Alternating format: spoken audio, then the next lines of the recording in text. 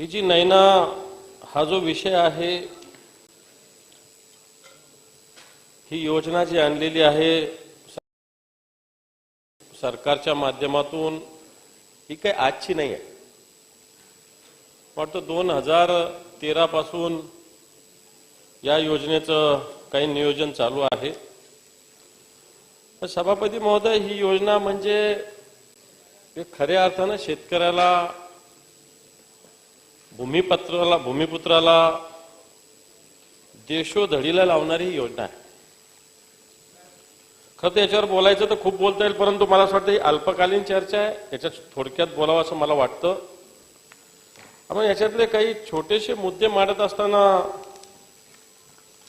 याच्यातल्या थोड्याशा बारकाईच्या गोष्टी मी सांगू इच्छितो की असे प्रकल्प होत असतात. राज्य सरकार असो, केंद्र सरकार असो, असे प्रकल्प हाती घेत असतात. या प्रकल्पासाठी जमिनीची आवश्यकता असते.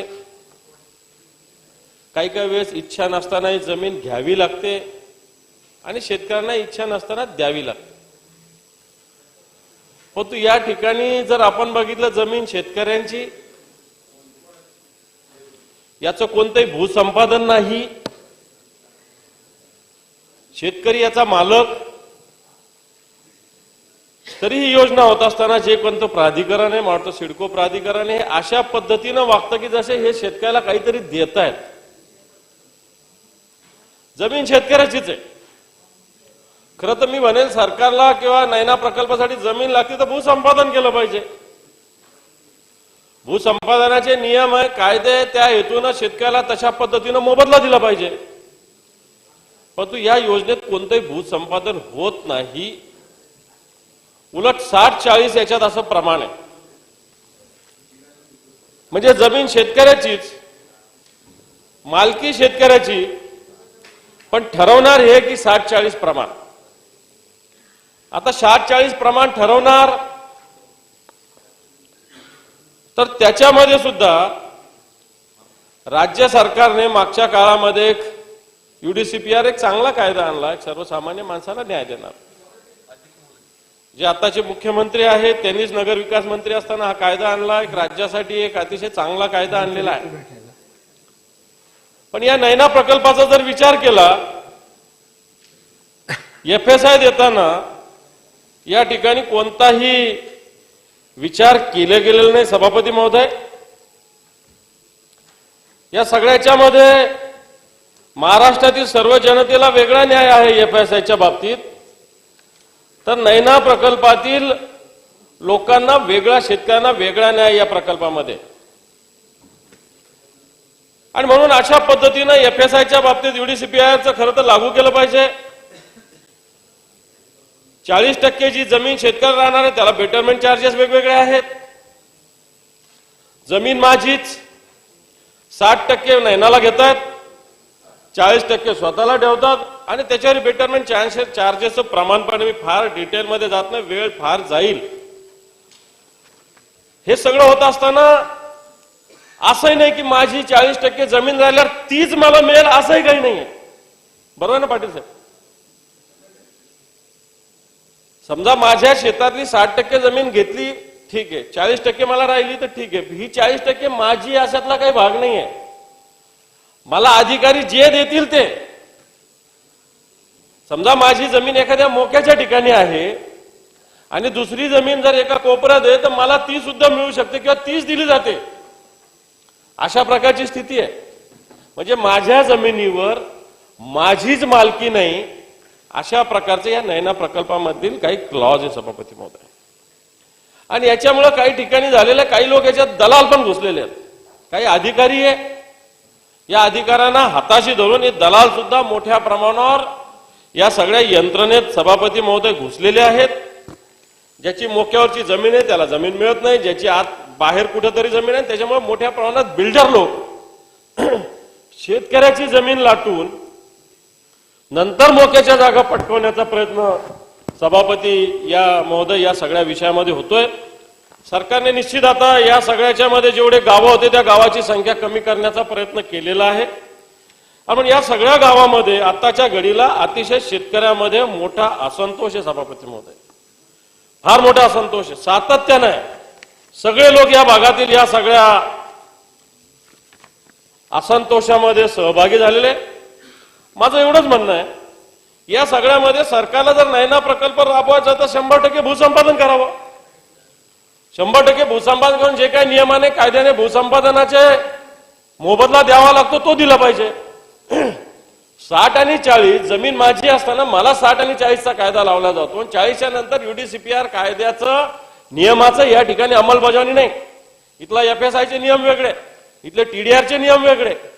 जमीन माझी असताना मला वेगळे नियम, मला वेगळे बंधनं, या ठिकाणी माझी म्हणजे या शेतकऱ्याची असताना वेगळे नियम हे सरकार लावतंय.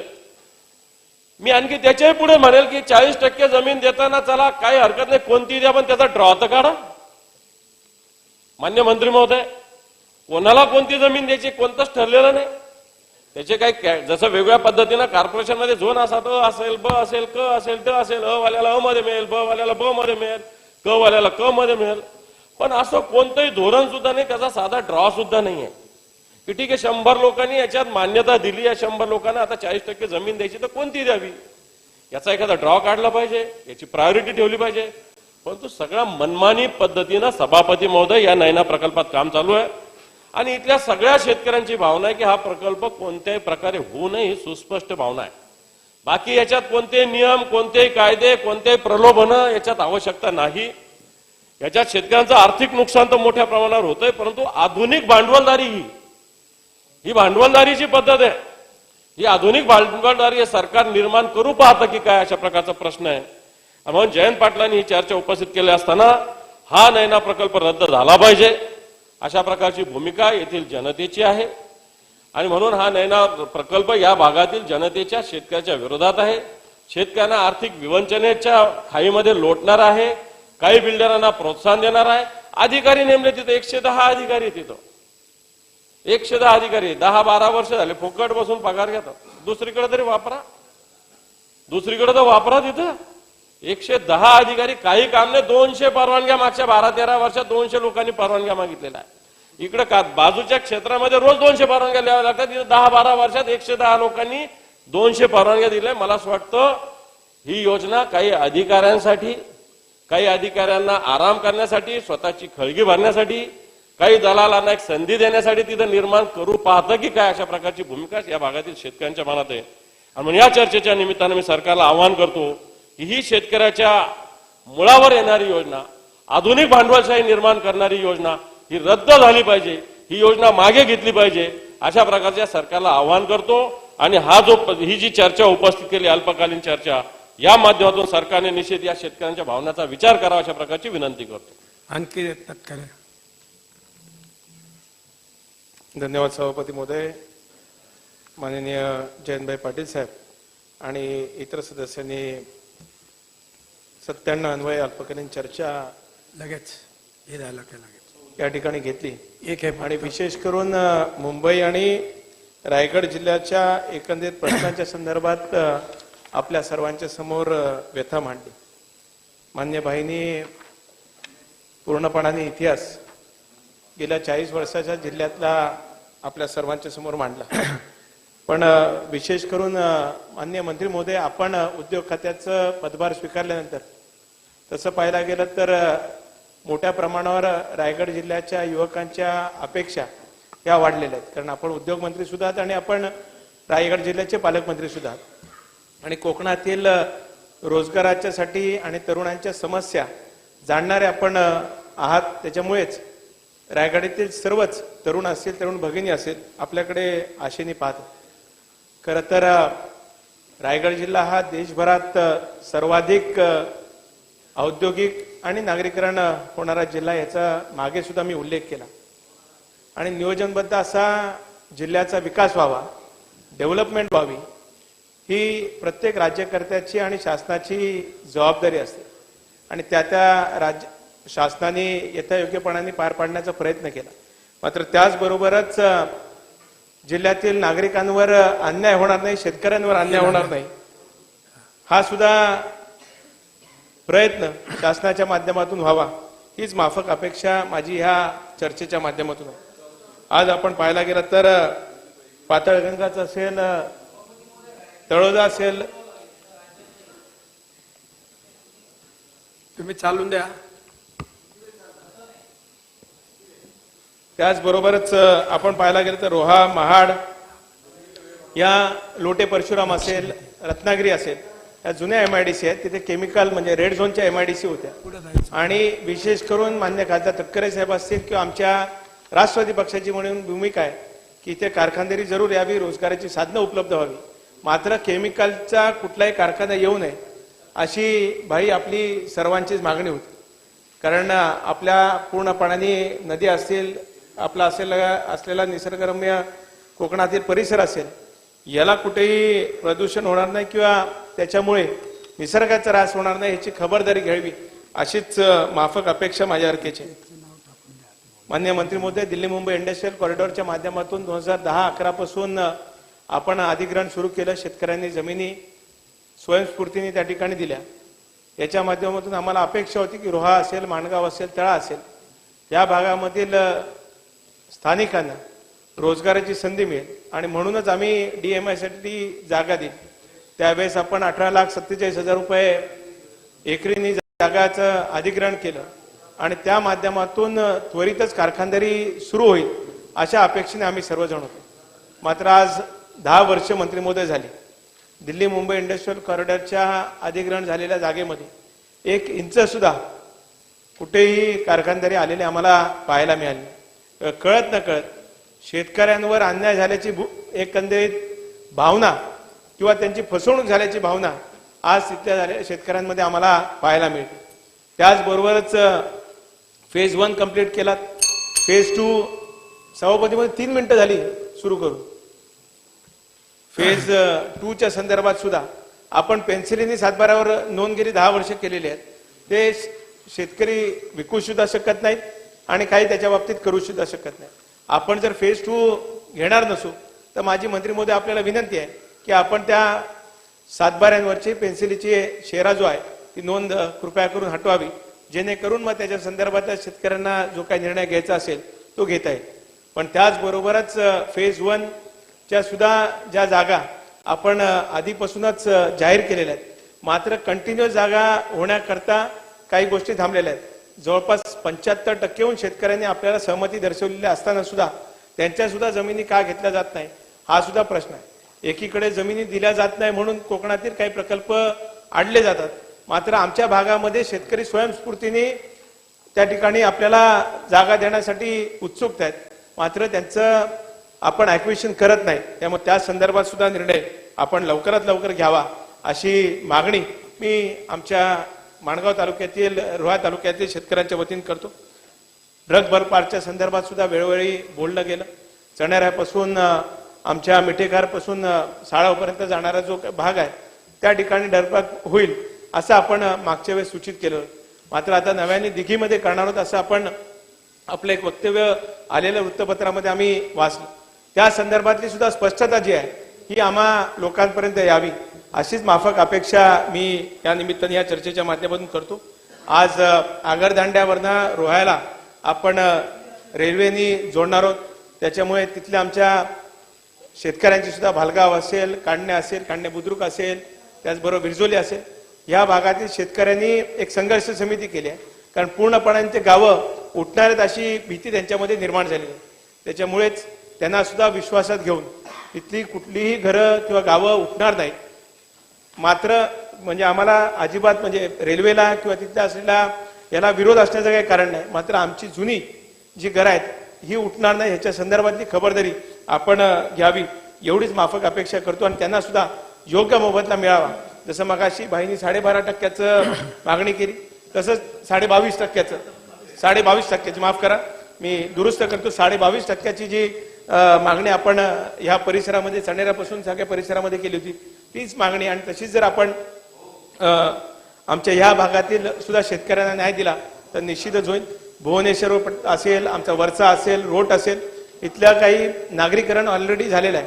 येणे झालेल्या जागा आहेत त्याच्यातनंही रेल्वे जाते. त्याच्यामुळे त्या संदर्भात सुद्धा काही प्रश्न आहेत, आपण त्याला सुद्धा निश्चितच न्याय द्याल अशा पद्धतीची अपेक्षा या ठिकाणी मंत्री महोदय व्यक्त करतो.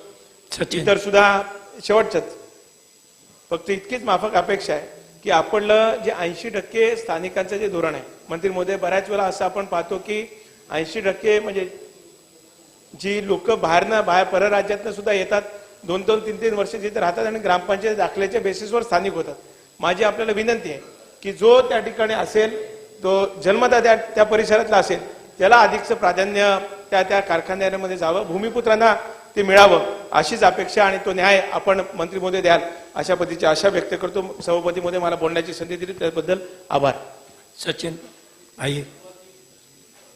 सभापती महोदय धन्यवाद. सुरुवातीलाच मी जयंतभाई आपल्या मनापासून अभिनंदन यासाठी करतो की कोकण आणि विशेषतः मुंबईतल्या अनेक विषयावरती आपण चर्चा करत असताना औद्योगिक दृष्टिकोनातून चर्चा घडवण्याचं काम आपण या 97च्या माध्यमातून करण्याची भूमिका आपण घेतलेली आहे. आणि योगायोग असं आहे की भाई तुम्ही हा प्रस्ताव मांडलेला आणि योगायोग असं आहे की कोकणातलेच असलेले सुपुत्र त्यांच्यावरती ही जबाबदारी आलेली आहे उत्तर द्यायची आणि त्यांच्यावरती जबाबदारी आहे. आणि जबाबदारी म्हणण्यापेक्षा एक कसोटी आहे.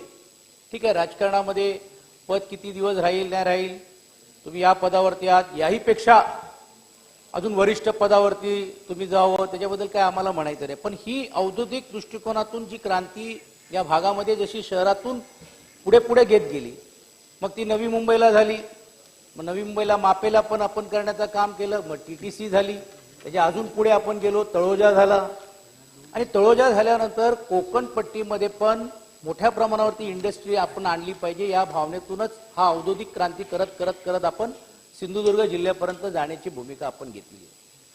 उद्योगमंत्र्यांना माझी विनंती आहे की तुमच्या बरोबर एक चॅलेंज आहे तुम्हाला, म्हणजे फक्त तुम्हाला तर प्रत्येक दिवस हा शेवटचा दिवस आहे म्हणून तुम्हाला काम यासाठी करावं लागेल की ही कसोटी यासाठी आहे की एका बाजूला उद्योग आणण्याची तर जबाबदारी तुमच्यावरती आहे, पण उद्योग टिकवण्याची पण जबाबदारी. आता आपल्याच रत्नागिरीमध्ये आपण एक कारखान्याचं उद्घाटन केलं, पण दुसऱ्याच बाजूला एका कारखाना बंद झालेला आहे, त्याने कामगारांना VRS मिळत नव्हतं आणि ती मध्यस्थी करून देखील तुम्ही त्या कामगारांना नुकसान भरपाई मिळवून देण्याची भूमिका घेतलेली आहे. रोह्यामध्ये अशाच प्रकारे गाजावाजा करून घेऊन 94-95 साली आपण पेप्सी कंपनी येईल, कोको कोला कंपनी येईल म्हणून घेऊन गाजावाजा केला आपण, आणि ती आली पण, आणि कोकणाला न्याय मिळेल या दृष्टिकोनातून पण आपण ते उद्योग केलं. पण आज वस्तुस्थिती अशी आहे की रोह्याची तटकरीची आपण, मला करेक्ट करा मी जर रॉंग बोललो असेल, तर तो देखील कोको कोला कंपनी बंद झालेली आहे, माफ करा पेप्सी कंपनी बंद झालेली आहे. आणि म्हणून मी एक कसोटी यासाठी सांगतोय भाई, आपण सांगितलं ही गोष्ट खरी आहे की आपण कुठच्याही औद्योगिक क्रांती जर आपल्याला करायची असेल तर लँड बँक ही आपल्याला असलीच पाहिजे. आणि जोपर्यंत लँड बँक आपल्याकडे नसेल तर येणाऱ्या उद्योगाला चालना देण्याच्या दृष्टिकोनातून आपण त्यांना वाव देण्यात नसताना पण देखील आपण करू शकत नाही. पण तू दुर्दैवाने म्हणावं लागेल की कोकणामध्ये आणि विशेषतः रायगड सारख्या जिल्ह्यामध्ये, मग जे भाईंनी सांगितल्याप्रमाणे अनेक त्या जे औद्योगिक दृष्टिकोनातून रोहा असेल, रायगड असेल, पुढे अलिबागचा पण तो पट्टा असेल, या संपूर्ण परिसरामध्ये महाड असेल, लोटे परशुरामचा चिपळूण मधला असेल, ही औद्योगिक क्रांती आपण त्यामध्ये करण्याच्या दृष्टिकोनातून इंडस्ट्री टाकली, पण तिकडे इंडस्ट्रीज अजून वाव मिळालेला नाही. सर्वात चांगली कनेक्टिव्हिटी या संपूर्ण राज्यामध्ये जर कुठच्याही परिस्थितीत, ज्याला आपण वॉटरवेज म्हणतो, आणि वॉटरवेज आणि जवळपास असलेले एअरपोर्ट ह्याच्यामध्ये जर असेल तर हा संपूर्ण परिसर हे आपण नाकारू शकणार नाही. मी विश्वासार्थ यासाठी सांगतो की लँड बँक आपण तयार करून करत असताना, उद्योग आणत असताना, आपल्याकडे जे लोक आज यायला तयार नाहीत, भाईंनी जसं म्हटलं की बा आपल्याबद्दल आपल्याला जमिनी द्यायला तयार नाहीत, आपल्याला जमीन घेतली तर आपल्याला विरोध होतो, पण जर खासगी असलेल्या लोकांनी जर जमिनी घेतल्या तर त्याच्यामध्ये देण्याची भूमिका घेतली जाते. 2005 साली रिलायन्सने अशाच प्रकारे SEZ करून 35,000, 3,500 किंवा 35,000 हेक्टर, 3,500 हेक्टर्स त्यांनी प्रायव्हेटली एक्वायर करण्याचं काम केलेलं आहे. 2005 साली ही केलेली SEZ ची एक्विजिशन 2011 पर्यंत, ज्यावेळी मी स्वतः त्या खात्याचा मंत्री होतो, आपण भूमिका घेतली की तुम्ही करणार आहात की नाही करणार, नाही तर आम्ही SEZ रद्द करू.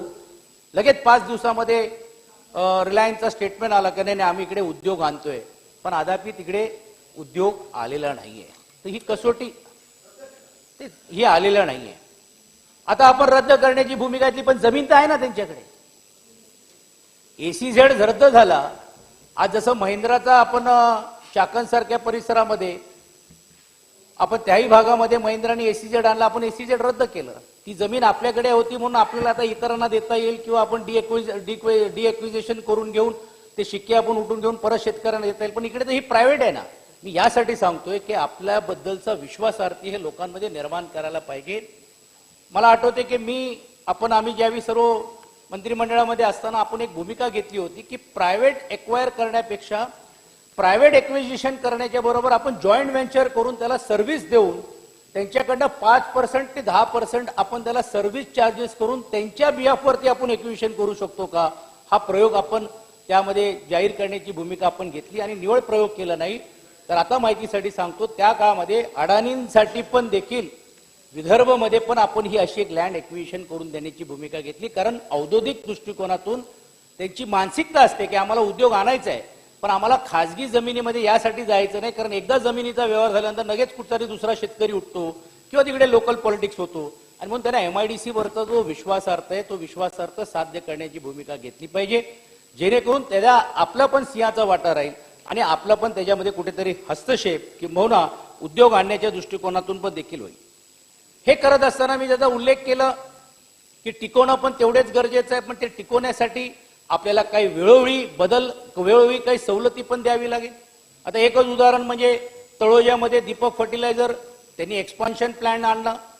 एक्सपान्शन प्लॅन आणल्यानंतर प्लांट तयार झाल्यानंतर देखील ज्यांची 1 वर्ष लागलं पाणीचे लाईन्स त्यांना जोडण्यासाठी, आणि ते 1 वर्षाची पाण्याची लाईन झाल्यामुळे त्यांची जी कोटीवधी रुपयाची जी इन्व्हेस्टमेंट होती त्याला जो लागणारा जो व्याज होता तो कारखाना आता कुठेतरी तुम्ही त्यामध्ये हस्तक्षेप करून घेऊन त्याला पाण्याची लाईन देण्याची भूमिका आपण घेतोय आणि करण्याचं काम केलं. मी यासाठी सांगतोय की आपल्याला इन्फ्रास्ट्रक्चर बेस पण आपल्याला इंडस्ट्री करायला पाहिजे. आज काय होतोय की आपण इन्फ्रास्ट्रक्चर नंतर आणतोय आणि इंडस्ट्रीज आपण अगोदर स्थापन करण्याचं काम करतो आणि मग हळूहळू आपण करतो. आता आजही चाकणसारखा पट्टा आता एवढा पुढपर्यंत गेलेला मी डायव्हर्ट करू इच्छित नाही, कारण हा कोकणाशी संबंधित आहे. पण चाकण आणि नाशिक हे जोडू शकतो. फक्त 1-2 डोंगराच्या मध्ये पण देखील आपण सबवेज निर्माण करून घेऊन ट्रान्सपोर्ट आपण निर्माण करू शकतो. जसं आज आपण डिगी पोर्ट केलं, जसं आपण आज DIMICचा आपण कॉरिडॉर तयार केला, तो कॉरिडॉर पण तयार जर झाला तर नाशिकची असलेली जी इंडस्ट्रीमध्ये मॅन्युफॅक्चरिंग असलेल्या ज्या गोष्टी आहेत आणि ऑटो क्लस्टर जे मोठ्या प्रमाणावरती जे चाकण सारख्या भागामध्ये झालेले आहेत त्याला कनेक्टिव्हिटी मिळाली तर पूर्ण नाशिकवरून एवढं लांबून घेऊन तो माल येण्यापेक्षा तो डायरेक्ट त्या ऑटो असलेल्या क्लस्टर्समध्ये त्याच्यामध्ये तो सहभागी होऊ शकतो आणि ती इंडस्ट्री टिकू शकते. या दृष्टिकोनातून पण देखील पुढच्या काळामध्ये विचार करावा लागेल. कारण चाकण सारख्या भागामध्ये आपण ऑटो क्लस्टर मोठ्या प्रमाणावरती केलं, पण त्याला कनेक्टिव्हिटी नसल्यामुळे आता त्याच्याला लागणारे स्पेअर पार्ट्स किंवा त्याला लागणारे जे सेमी असलेले असे जे छोटे छोटे लघु उद्योग आहे हे दुर्दैवाने म्हणावं लागेल हरिद्वार सारख्या भागामध्ये जात आहेत, उत्तरांचलमध्ये जात आहेत, कारण तिकडे टॅक्सचा बेनिफिट किंवा तिकडे ज्या गोष्टी त्या सवलती त्यांना मिळत आहेत ते मिळण्याची भूमिका होते. मी गेल्या वेळी पण बोललो होतो आणि मी आजही या निमित्ताने सांगू इच्छितो की वारंवार प्रकल्पग्रस्तांचा विषय आपल्याला घ्यावा लागतो. त्याचं मूलभूत कारण असं आहे की आपण पहिला प्रकल्प करतो, नंतर प्रकल्पग्रस्तांकडे बघण्याची भूमिका करतो. आज कोकणवासियांच्या बद्दल आणि विशेषतः या इंडस्ट्रीच्या बद्दल असंच झालेलं आहे. अनेक लढ्या होत आहेत, अनेक आंदोलन होत आहेत आणि म्हणून माझी आग्रही विनंती राहणार आहे की कुठचाही इंडस्ट्री आणायच्या अगोदर त्यामध्ये पहिला आपल्याला प्राधान्य आपल्याला बघायला पाहिजे की त्या प्रकल्पग्रस्तांसाठी आपल्याला काय करता येईल. तिकडे असलेल्या 80% लोकांना उद्योगामध्ये आपल्याला काम द्यायचं, पण कसं देणार, कारण जी ग्रेड आपल्याला लागते ती ग्रेड होत नाही. म्हणून मागच्या वेळी पण मी आपल्याला सूचना केली होती की जिकडे इकडे MIDC होणार असेल तिकडे तुम्ही तुमचे ITशी तुम्ही ITIच्या बरोबर तुम्ही टायअप केलं पाहिजे आणि एक डेडिकेटेड असलेल्या इंडस्ट्रीमध्ये ITIचं एक हेड तयार केलं पाहिजे. कारण कुठची जमीन आपण देत असताना तो लगेच कारखाना तयार होत नाही. त्यांनी लँड घेतल्यानंतर त्याला 1-2 वर्ष लँड एक्विजिशन करून आपण जे देतो किंवा त्या लँड त्यांना मिळाल्यानंतर त्याला सर्व बांधकाम करायला वेळ लागतो आणि त्या ITIच्या ग्रेडमध्ये तुम्ही या इंडस्ट्रीला सांगितलं की तुम्ही तुमचा एक माणूस डेप्यूट करा आणि हे जे इकडचे स्थानिक लोक आहेत त्यांना जे ग्रेड तुम्हाला पाहिजे, कारण अडचण कुठे येते की ग्रेड तिकडे नसल्यामुळे आपला माणूस शिकतोय काय कार्पेंटरी शिकतोय, आपला माणूस शिकतो काय मोबाईल रिपेअरिंग शिकतोय, आपला माणूस शिकतो काय मेकॅनिकल शिकतोय. पण ही जी नवीन इंडस्ट्री, एकच मिनिटात संपवतो, नवीन जी इंडस्ट्री येत आहेत त्याला लागणारे जे ग्रेड्स आपल्याकडे नसल्यामुळे मग माणसांना ओरिसावरून आणावं लागतात, बंगालवरून आणावं लागतात आणि त्यातून स्थानिकांच्या मधले असलेली जी लोक आहेत ते दिशाहीन होतात आणि त्याच्यातून एक नवीन वाद तयार होतो स्थानिक आणि विरोधात. मग तुमच्यासारख्यांना किंवा कुठच्याही लोकप्रतिनिधी आपल्याला भूमिका घ्यावी लागते की स्थानिकांना तुम्ही प्राधान्य का दिलं जात नाही. पण याही बाबतीतली पण आपण डेडिकेटेड ही या इंडस्ट्रीचा ज्यावेळी प्लॅन करत असतात आपण वॉक टू वर्कची कल्चर पण ठेवलेली आहे. आणि त्यावेळी मला आठवते की वॉक टू वर्कची कल्चर ठेवत असताना आपण म्हाडाला सांगितलं की तुम्ही इकडे कर्मचाऱ्यांसाठी घरं बनवा, तुम्ही इकडे अधिकाऱ्यांसाठी घरं बनवा, जेणेकरून त्या सेटअपमध्ये जर ती मंडळी राहिली तर वॉक टू वर्क म्हणजे ट्रॅफिकवरती पण अडचण येणार नाही, कामाला पण ते लगेच वेळेवर पोहोचू शकतात. आणि डेडिकेट हे पार्क्स निर्माण झाल्यानंतर हे जे मोठ्या प्रमाणावरती प्रकल्पग्रस्तांचे जे विषय आपल्याकडे येतात ते विषय भविष्य काळामध्ये येता कामा नाही, याही दृष्टिकोनातून बघण्याचा प्रयत्न व्हायला पाहिजे. मी परत एकदा जयंतभाईंचा अभिनंदन करत असताना या कोकणवासियांच्या विषयावरती आपण जे आता हा विषय सर्व घेतलेला आहे याला न्याय देण्याची ही कसोटी निश्चितपणे आपण पार पाडण्याची आपण एका प्रकारे मी चॅलेंज म्हणणार नाही परंतु एक जिद्द घेऊन आपण काम करण्याचं काम करा. बस, या औद्योगिक क्रांतीसाठी लोकप्रतिनिधी नात्याने ज्या ज्यावेळी आपल्याला सहकार्य पाहिजे असेल पूर्ण सहकार्य मला वाटते ही मंडळी आम्ही सर्व दिल्याशिवाय राहणार नाही. शशिकांत शिंदे थोडक्यात आवरा पण महोदय, याच्या आदरणीय जयंत पाटील साहेबांनी 97 अल्पकालीन चर्चेच्या माध्यमातून एक महत्वाची चर्चा या ठिकाणी उपस्थित केली. खरं म्हणतं तर जयंत पाटलांचा या सभागृहामध्ये येणं मला वाटतं 2015 पासून ते 2023 पर्यंत तुम्ही आणि बाळाराम पाटलांनी सातत्याने हा विषय मांडण्याचा प्रयत्न केलेला आहे. मला वाटतं की इतके हा गिनीज बुकातला रेकॉर्ड होईल. एकच विषय इतक्या वर्ष सातत्याने मांडण्याचा त्यांनी निर्णय घेतला. कदाचित तुम्ही निवृत्त होईपर्यंत तरी हा विषय संपेल का नाही मला माहित नाही, होत नाही ते, म्हणून मी सांगतो अजून 10-15 वर्ष. बाईंचा विषय असा आहे की सिडको उत्तर वेगवेगळे प्रकल्प नवी मुंबई, पनवेल, रायगड, रोहा, अलिबाग या परिसरामध्ये विकसित होत आहे. सरकारचं काही प्लॅनिंग आणि विजन असेल, त्या विजन बद्दल आमचा त्या ठिकाणी दुमत नाही. परंतु विकसित होत असताना स्थानिक असलेल्या शेतकऱ्यांची जे काही प्रश्न आहेत ते पूर्णपणाने भूमिहीन होणार का याचा विषय सुद्धा सरकारने घेणं फार गरजेचं आहे. कुठलाही प्रकल्प आला, अगदी आंतरराष्ट्रीय विमानतळापासून ते दिघीच्या असलेल्या अदानीच्या जेटी पर्यंत सगळे प्रकल्प, मला माहित नाही पण उदय सामंतांनी मागच्या वेळेला एक उत्तर दिलं होतं, मागे आपण 10 का 15 हजार हेक्टर जमीन ॲक्विजिशन रोह्याच्या परिसरात केले होते आणि कार्गो हब मेडिकलचा मला वाटतं तुम्ही करण्याचा निर्णय घेतला. हा, आणि तो गुजरातला गेला असं सांगितलं, खरं कुठं माहित नाही पण तुम्ही त्यावेळेला सांगितलं की गुजरातला गेला नाही, तो इथेच आहे. मग एवढी मोठी जमीन 10,000 हेक्टर जमीन तुम्ही ॲक्विजिशन केल्यानंतर तिथं पुढे काय झालं याचा सुद्धा उत्तर सांगणं गरजेचं आहे.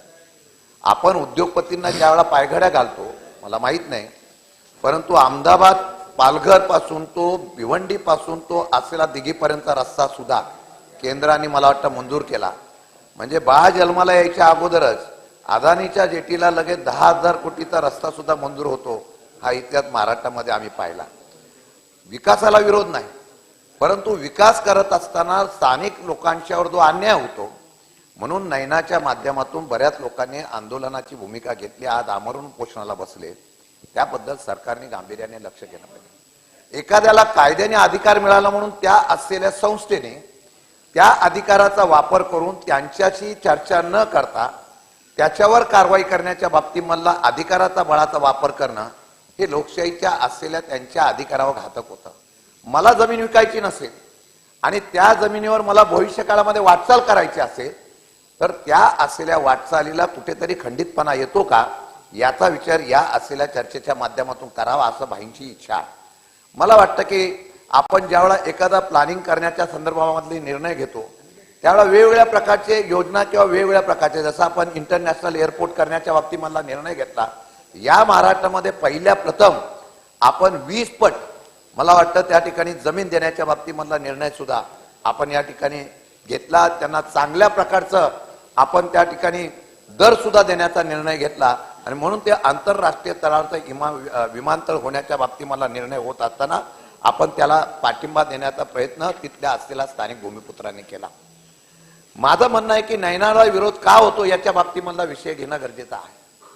आणि ह्या नैनाला विरोध होत असताना पनवेलच्याच 95 गावाला आपण का घेतलं? 270 गावं होती. त्याचा आराखडा तयार करून त्याच्या पद्धतीचा निर्णय घेण्याचं गरजेचं होतं. सिडको आणि आपण उद्योग मंत्री पण आहात. या सर्व गोष्टीची घडामोडी करत असताना तिथे काय काय प्रकल्प करणार आहेत, काय काय योजना करणार आहे. मी एक उदाहरण सांगतो. परवाच्या दिवशी नवी मुंबईला आंदोलन झालं. मला वाटतं गणेश नाईकांनीच आंदोलन केलं. का केलं? तर त्यांच्या मोरबे धरणामधून असेल नवी मुंबईचं पाणी जे 24 तास, या महाराष्ट्रामध्ये नवी मुंबई महानगरपालिका अशी होती की त्या क्षेत्रामध्ये 24 तास पाणी मिळेल इतकं धरण आर पाटील साहेब असताना त्यावेळेला निर्णय घेण्यात आला होता आणि त्या पाण्याचा वापर आज त्या ठिकाणी करण्यात येत होता. ज्यावेळेला आपण हे प्लान तयार करतो उदयजी सामंत, त्यावेळेला त्याच्या इन्फ्रास्ट्रक्चरची किंवा त्याच्या असलेल्या भविष्य काळातली आपण नियोजन करतो का? आपण तिथं सिटी उभी करणार असाल तर त्याला पाण्याची योजना काय करणार आहे? सांडपाण्याचा मागाशी उल्लेख केला. सांडपाणी नदीमध्ये सोडलं जातं आणि त्याचं प्रदूषण होतं. अनेक ठिकाणी त्याबद्दलची आंदोलनं झाली. मग नवी मुंबईच्या पाण्याच्या बाबतीमध्ये आज प्रशासक म्हणून डायरेक्ट सरकारने आदेश काढले की त्या पाण्याचं वाटप करत असताना इतर ठिकाणी ते पाणी वळवलं आणि त्याचा परिणाम असा झाला की नवी मुंबईला सुद्धा एक दिवसाआड पाणी आणण्याच्या बाबतीमधली परिस्थिती निर्माण झाली जी मुंबईला आहे तशी.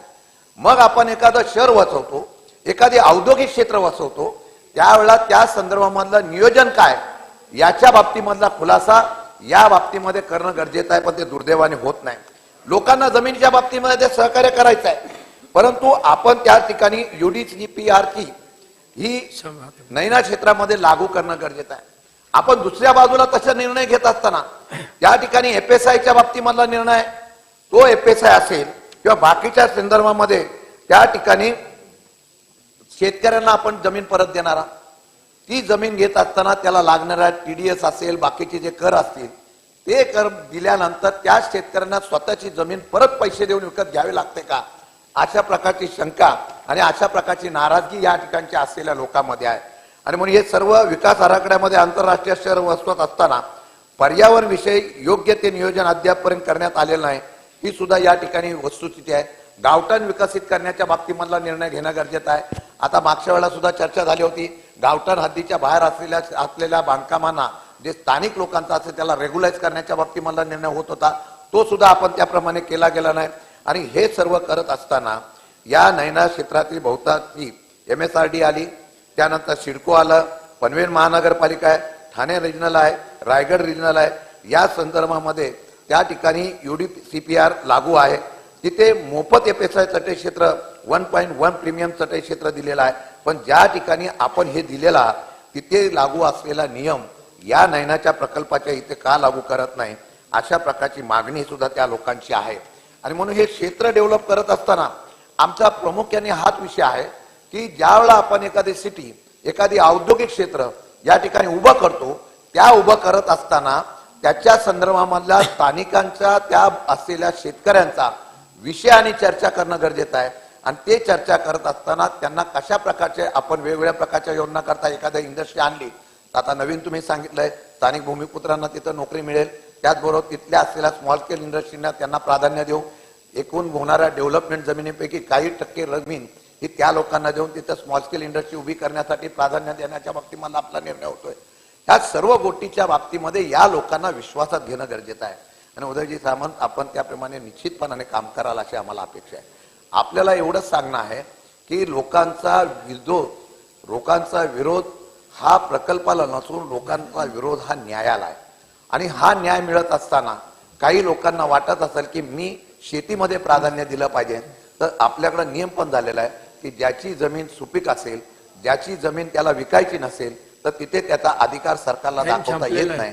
असा निर्णय सुद्धा असताना माझी विनंती आहे की आपण या प्रकरणामध्ये बाईंनी जो विषय मांडलेला अल्पकालीन चर्चेतून आणि तिथे उपोषणकर्त्यांना न्याय देण्यासाठी उदयजी सामंत आपण चांगल्या प्रकारचा निर्णय द्याल आणि या चर्चेला परत या सभागृहामध्ये मांडण्याची संधी बाईंना मिळू नये असा न्याय द्याल अशी अपेक्षा व्यक्त करतो आणि थांबतो.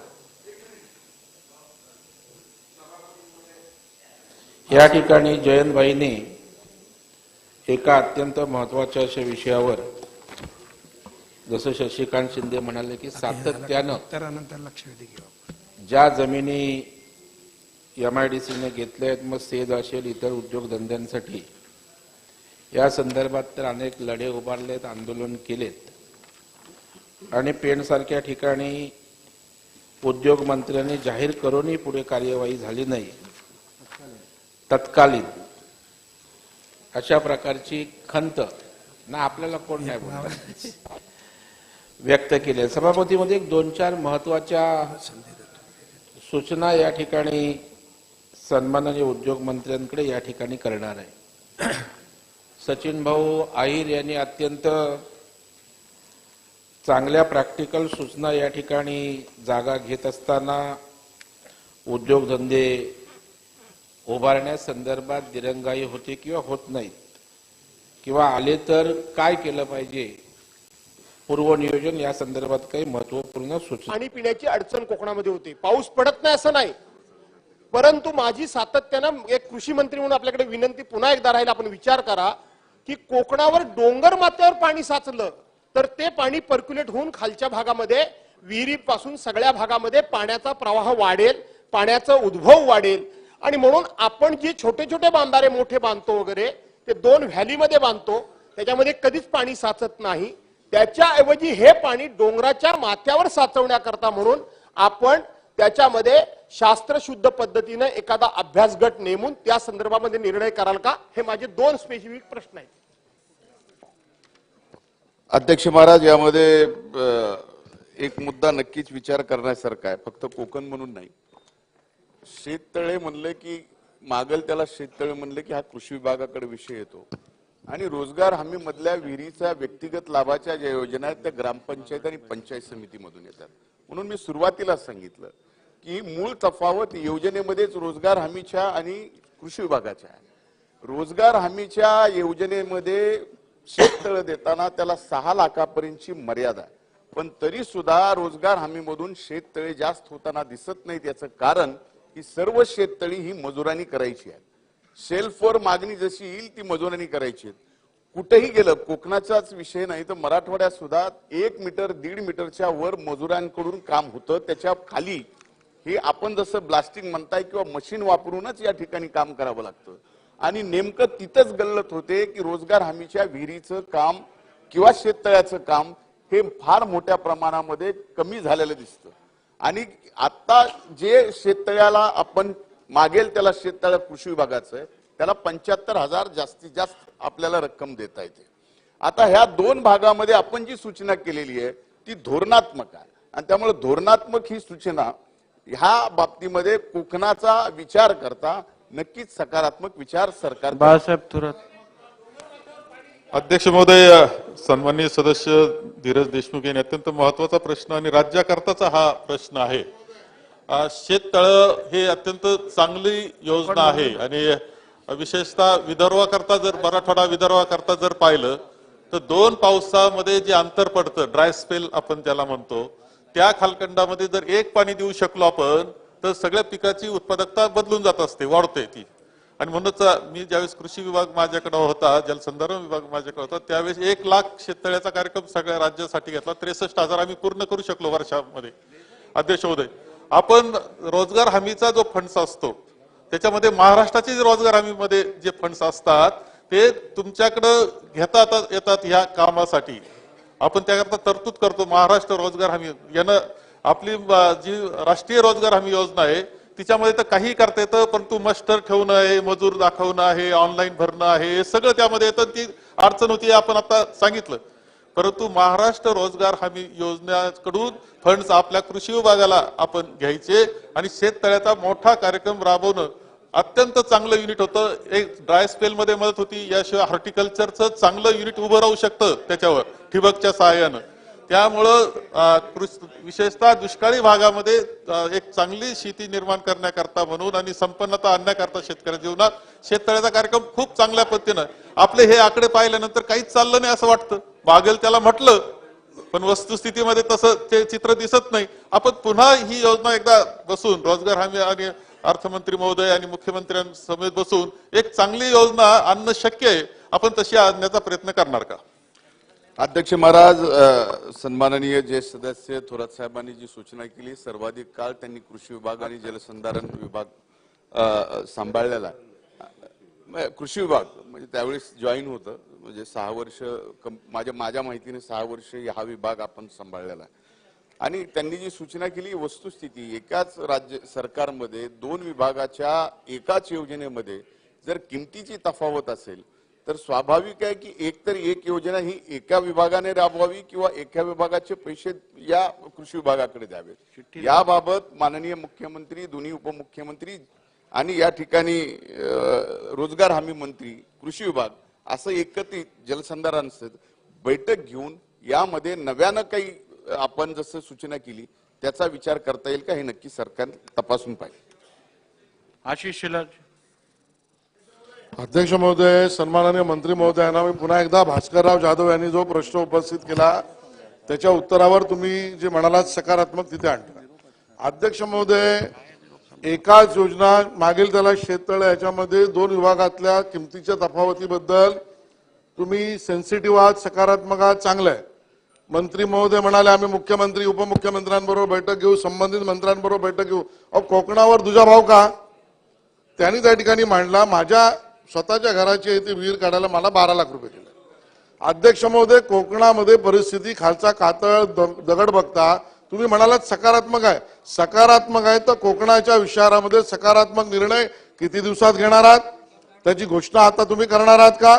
आणि त्याचा सुद्धा उल्लेख या मंत्री, उपमुख्यमंत्री आणि मुख्यमंत्र्यांच्या बैठकीत करणार आहात का? पहिला प्रश्न किती दिवसात करणार ते उत्तर द्या.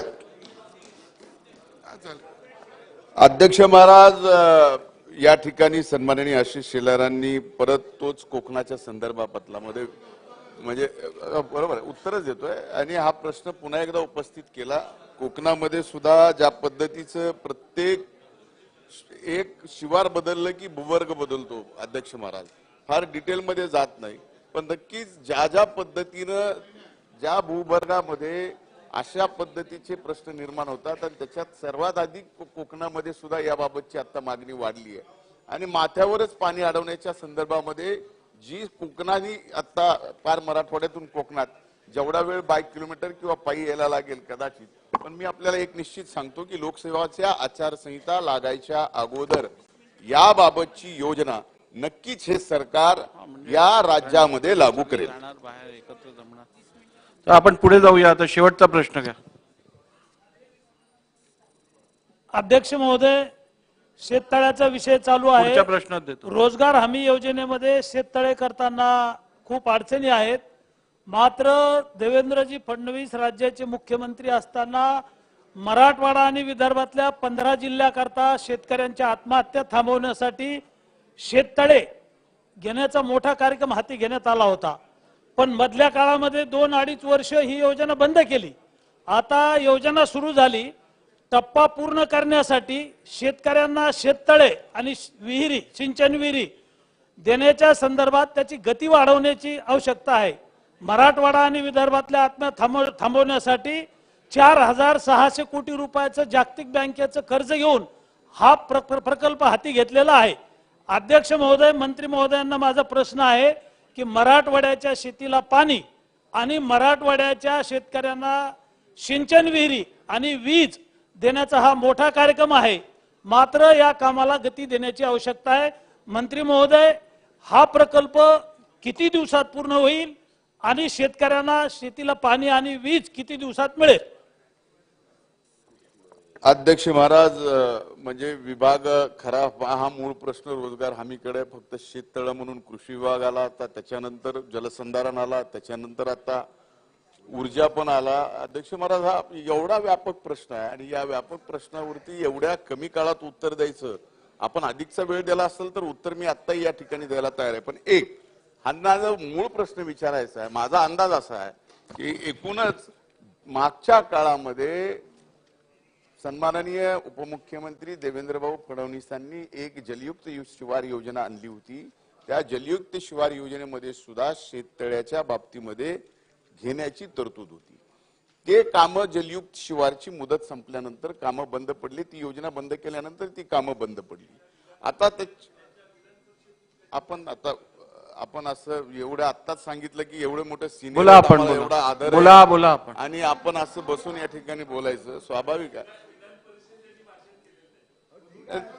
बोला आपण मंत्री महोदय, संपवा आता. अध्यक्ष महाराज, माझी एवढीच विनंती आहे की त्यांनी ज्या बाबतीत ऊर्जा, लाईट आणि विहीर आणि शेततळे या संदर्भामध्ये नक्कीच सरकार सकारात्मक विचार करून मराठवाड्याच्या दृष्टीनं शेतकऱ्याचा कसल्याही प्रकारची आत्महत्या करू नये आणि त्यांना आर्थिक दृष्ट्या बळकट करण्यासाठी हे सरकार सक्षम आहे. ठीक आहे. प्रश्न क्रमांक 2.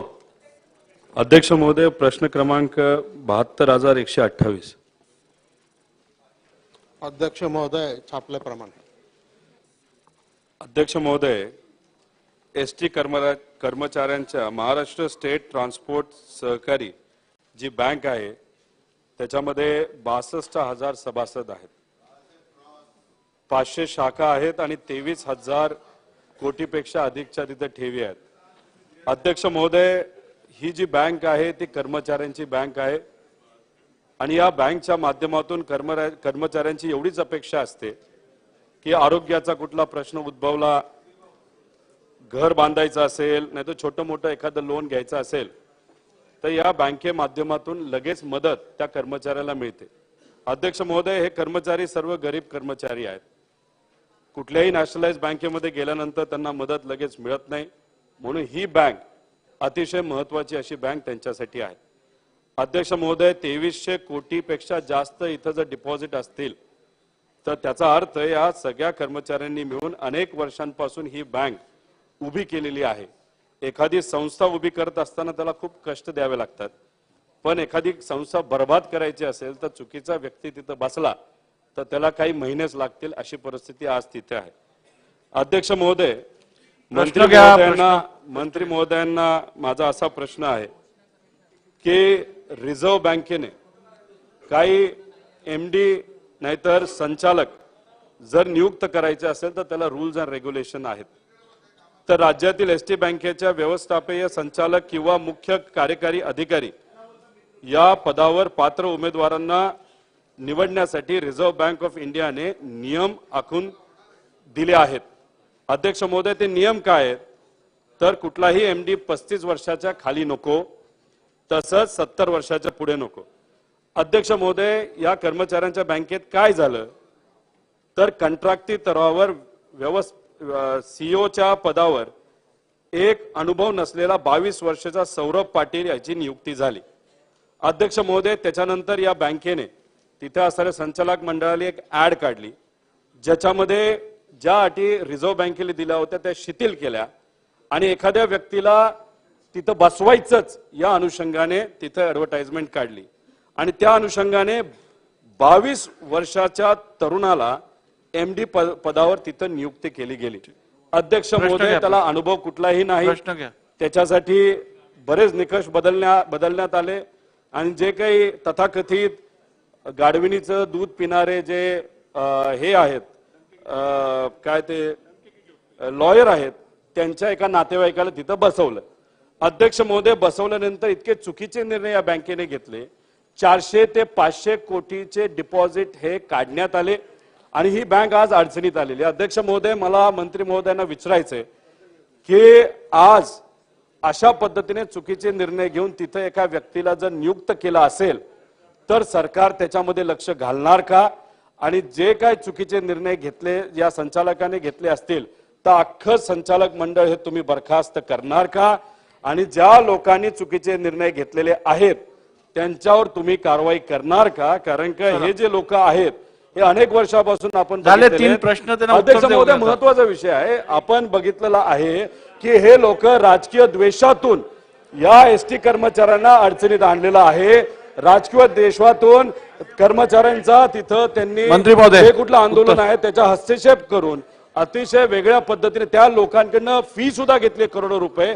तर या लोकांवर तुम्ही कारवाई करणार का असा डायरेक्ट स्पष्ट असा आमचा प्रश्न आहे.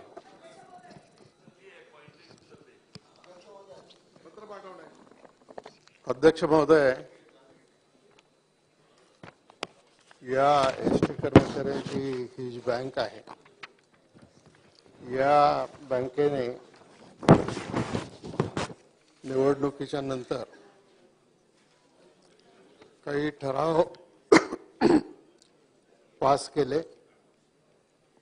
कर्जाचा व्याजाचा दर हा 9% आणि 14% होता, त्याच्यावरून 7.5% इतका कमी केला. आणि हे सगळं होत असताना त्याच्यामधून भीतीपोटी काही सभासदांनी, आता शेवटी हे सभासद सगळे एसटी महामंडळाचे कर्मचारीच आहेत, त्याच्यामध्ये बाहेरचं कोणी नाही. तर त्याचा परिणाम झाला, एक वेगळं वातावरण त्याच्यामध्ये निर्माण झालं. आणि ही बाब ज्यावेळेला राज्य शासनाच्या लक्षामध्ये आली तर त्याच्यामध्ये या बँकेवर नव्यानं निवडून आलेलं जे संचालक मंडळ आहे, त्या संचालक मंडळाने घेतलेल्या निर्णयाच्या अनुषंगानं बँकेची कामगिरी, बँकेच्या कामकाजाची आर्थिक तपासणी करण्यासाठी सहकार आयुक्त व निबंधक पुणे यांनी महाराष्ट्र सहकारी संस्था अधिनियम 1960च्या कलम 89A1 खाली सदर बँकेच्या या कालावधीची तपासणी करण्यासाठी जिल्हा उपनिबंधक सहकारी संस्था मुंबई 1 यांची नियुक्ती करण्यात आली असून 2 महिन्यात तपासी अहवाल सादर करण्यास सांगितलेला आहे. आणि त्याच्यानंतर मी सभागृहाला आणि एवढंच सांगू इच्छितो की हा अहवाल एकदा प्राप्त झाला की मग त्याच्या संदर्भामध्ये काय कार्यवाही करायची याच्या बाबतीमध्ये शासन नक्की निर्णय घेईल. बोला यामिनीताई बोला. अध्यक्ष महोदय धन्यवाद. माझे 2च प्रश्न आहेत अध्यक्ष महोदय. अशा प्रकारे बँकेचे अहित होणारे व्याज दर ठरवण्याचा आणि ठेवण्याचा संचालक मंडळास अधिकार आहे का? आणि दुसरी गोष्ट की जे आता मंत्री महोदयांनी सांगितलं की एक विभागीय सहाय्यक निबंधक त्याच्यावर आढावा घेण्यासाठी नेमलेला आहे, त्याचा 2 महिन्याचा कालावधी कधी होतोय? तो टाइम लिमिटच्या आधी ते आढावा घेऊन आपल्याकडे शासनाला सादर करणार आहेत का? आणि त्या आढावामध्ये जर हे सगळं पुढे आलं की ते सगळं चुकीचं झालेलं आहे तर त्यांच्यावर योग्य ती कारवाई होणार का? हे 3 प्रश्न माझे आहेत. धन्यवाद. अध्यक्ष महोदय, बँकेच्या संचालक मंडळाला व्याजाचा दर ठरवण्याचा अधिकार आहे आणि ही जी समिती नेमलेली आहे इन्क्वायरी कमिटी, त्याचा अहवाल लवकरात लवकर घेऊन त्याची पुढची कारवाई आम्ही करणार आहोत. विरोधी पक्षनेते. अध्यक्ष महोदय, हा जो ठराव घेतला या संदर्भात रिझर्व्ह बँकेने 5/9/2023 ला एक पत्र पाठवलं आहे आणि हे करणं उचित नाही असं म्हटलंय. जर रिझर्व्ह बँकांनी पत्र पाठवलं त्याची गंभीर दखल सहकार मंत्र्यांना सुद्धा त्याची कॉपी आहे, आपल्याला त्याची प्रत मिळाली असेल, त्यावेळेस आपण लक्ष घातलं असतं तर मला वाटतं की हा सगळा जो काही गोळ निर्माण झाला आणि ही बँक आता बुडीत निघाली हे टाळता आलं असतं. अध्यक्ष महोदय, ही बँक सामान्य माणसाची बँक आहे. कर्मचारी, त्याच्यात कामगार, हे सगळे बिचारे आता सगळे मंडळी फार अडचणीत असलेली आहे. यावर एकच प्रश्न आहे की यामध्ये आर्थिक घोटाळे सुद्धा खूप मोठ्या प्रमाणात झाल्याची माहिती आहे. अध्यक्ष महोदय, मला मंत्री महोदयाकडून एवढीच अपेक्षा आहे की तुम्ही कालावधी जरा कमी करा. ही बँक तोपर्यंत राहणार नाही आणि कालावधी कमी करून 1 महिन्याच्या आतमध्ये स्पेसिफिक किंवा 15 दिवसामध्ये, खूप दिवसापासून या बँकेची अडचणी झालेली आहे, तर 1 महिन्याभरामध्ये 15 दिवसामध्ये ही चौकशी पूर्ण करा. आणि तोपर्यंत जर हे संचालक मंडळ बरखास्त करायची मनामध्ये कोडबड होतीच, तुमच्याकडे काही पुरावे आले आहेत, आम्ही वाटल्यास आमच्याकडे पण आहेत, त्यामध्ये काय गैरप्रकार झालाय सविस्तर मांडण्याची गरज नाही, त्या आधारे तुम्हाला तुमचा अधिकार वापरून जर प्रशासक नेमता आला असेल किंवा शिफारस करता आली तर ती पहिल्यांदा आपण करावी अशी माझी विनंती आहे. ती आपण करणार का? थांबा, उत्तर घेऊया. अध्यक्ष महोदय, सन्माननीय विरोधी पक्षनेत्यांनी ही जी भावना मांडली त्याच्यामध्ये हे खरं आहे की या बँकेने पहिल्या मीटिंगमध्ये खरं तर फक्त चेअरमन, व्हाईस चेअरमनची निवडणूक करायची असते आणि त्याला एक सरकारी अथॉरिटीचा व्यक्ती पण उपस्थित असतो. या बँकेमध्ये चेअरमन व्हाईस चेअरमनची निवडणूक झाल्याच्या नंतर आणि शासनाचा प्रतिनिधी गेल्यानंतर एकूण 14 ठराव त्यांनी मंजूर केलेले आहेत, जे कायद्याला धरून नाहीत किंवा त्याच्यामध्ये काही आहेत. तर त्या संदर्भामध्ये रिझर्व्ह बँकेला सुद्धा माहिती प्राप्त झाली.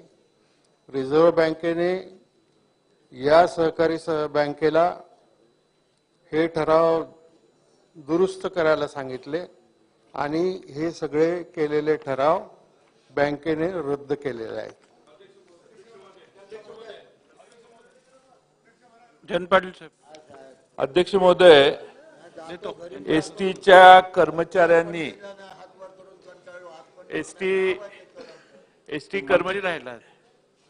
एसटी कर्मचाऱ्यांनी या बँकेमध्ये पैसे ठेवलेले आहेत आणि ते सगळे आता भयभीत झालेत, आपल्या ठेवी संकटात आल्यात असं सगळ्यांना खात्रीने वाटायला लागले. अनेक सदस्यांना त्या भागातले एसटीचे कर्मचारी भेटून याच्यात काहीतरी लक्ष घाला अशी विनंती करतायत.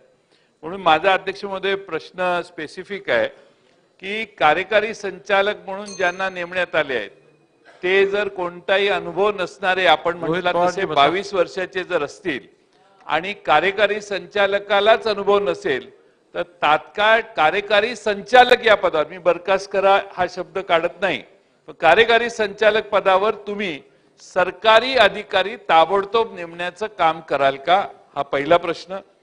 संचालकांनी या संचालक मंडळातल्या राजीनामा दिलेला आहे. असे किती संचालक आहेत की ज्यांनी राजीनामा दिला? माझ्या माहितीनं अनेक संचालकांनी आता राजीनामा द्यायला सुरुवात केलेली आहे. तर ते राजीनामे देण्याची कारण मीमांसा काय याचा खुलासा जर आपल्याकडे माहिती असेल तर करा. आणि आतापर्यंत नवीन संचालक मंडळ आल्यानंतर किती ठेवी या बँकेतनं लोकांनी काढल्या, ठेवी किती कमी झाल्या याचा आकडा माननीय मंत्री महोदयांनी सभागृहात सांगावा ही विनंती. अध्यक्ष महोदय, माननीय जयंतराव पाटलांनी जो प्रश्न विचारला त्याच्यामध्ये आता बँकिंग रेग्युलेशन ऍक्ट जो आहे त्या बँकिंग रेग्युलेशन ऍक्ट प्रमाणे केंद्र सरकारने रिझर्व्ह बँकेला हा अधिकार दिलेला आहे की कुठल्या बँकेवर एमडी किंवा सीओ नेमायचा असेल तर त्याची परवानगी रिझर्व्ह बँक ऑफ इंडियाकडून घेतली पाहिजे. आणि मी सर्व सदस्यांना एवढंच या ठिकाणी सांगू इच्छितो की ही बँक याच्यामध्ये फार काही आर्थिक घोटाळे झालेत असं प्रथम दर्शनी तरी दिसत नाही. अनियमितता आहेत, परंतु आज बँकेमध्ये 2256 रुपयाच्या ठेवी 31/3/22 ला होत्या. आज 2248 रुपयाच्या ठेवी आहेत आणि 23/11 अखेर 1844 रुपयाच्या ठेवी आहेत. तर ही कोटी तर या प्रकरणाची जसं सन्माननीय सदस्यांनी भावना व्यक्त केल्या, 2 महिन्याचा कालावधी जरी दिलेला असला तरी सुद्धा सहकार आयुक्तांना सांगून याच्या संदर्भामध्ये लवकरात लवकर चौकशी करून त्याचा अहवाल हा रिझर्व्ह बँक ऑफ इंडियाला पाठवला जाईल. आणि कर्मचाऱ्यांची बँक आहे, साधारणपणे ज्या आर्थिक संस्था असतात त्यांनी विशेष करून बँका असतात, त्याची अशी उघड चर्चा झाली तर सभासदांच्या मनामध्ये अधिक भीतीचं वातावरण तयार होतं.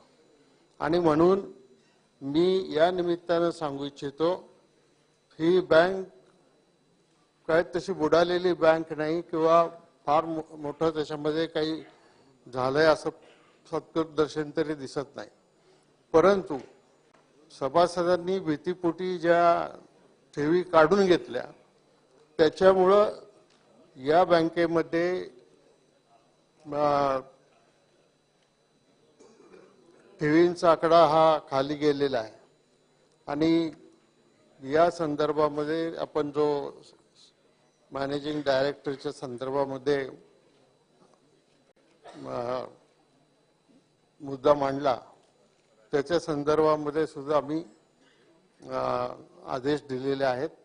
एकदा चौकशी झाली की त्याच्यानंतर आपल्याला निर्णय घेता येईल आणि तो आपण जरी निर्णय घेतला या बँकेच्या संदर्भामध्ये तरी त्याला रिझर्व्ह बँकेची मान्यता घ्यावी लागेल. एक त्यांचा प्रश्न होता त्यांना अध्यक्ष महोदय, मंत्रिपद एक संवैधानिक पद असतं आणि त्या पदावर राहणाऱ्या मंत्र्यांनी जर सांगितलंय की आता त्या बँकेमध्ये कुठंतरी आम्हाला काही चुकीच्या गोष्टी ह्या निदर्शनात आलेल्या आहेत, म्हणजे अहवाल यायच्या आधी प्रथम दर्शनीय म्हणजे काहीतरी अनियमितता आहे. अध्यक्ष महोदय, 400 ते 500 कोटी ठेवी हे काढण्यात आल्या. कर्मचाऱ्यांना कळतं की तिथं काय चाललंय. अध्यक्ष महोदय, माझा सांगितलं 2 महिन्यात या संदर्भात अध्यक्ष महोदय स्पेसिफिक प्रश्न आहे की आता हा जो सौरभ पाटील आहे, ज्या आदरणीय जयंत पाटील साहेबांनी सुद्धा मुद्दा आला, रिझर्व्ह बँकेच्या नियमानुसार तो इलिगली त्याला तिथं बसवलेला आहे. तो तुमचा अधिकार आहे, रिझर्व्ह बँकेकडे जायची सुद्धा जरूरत नाही, तर त्याला तुम्हाला काढण्याला काय प्रॉब्लेम आहे? असं आहे का की सदावर्तेच्या पाठीमागे कोणातरी राजकीय नेत्याचा वर्धा असते? चला उत्तर घेऊया. प्रश्नावरती राहा. अध्यक्ष महोदय, गरीबाची बँक आहे. अध्यक्ष महोदय, मंत्री महोदय उत्तर घ्या. अध्यक्ष महोदय, गरीबाची बँक आहे, याच्यावर कुठे ना कुठेतरी योग्य असं नाही चालणार. मी तुम्हाला उपप्रश्न सादर करायला संधी दिली, आपण विचारलंय, त्यांचं उत्तर घ्या. आता प्रश्न उत्तराच्या तासात भाषण करायला दिली जाणार नाही. बोला. अध्यक्ष महोदय,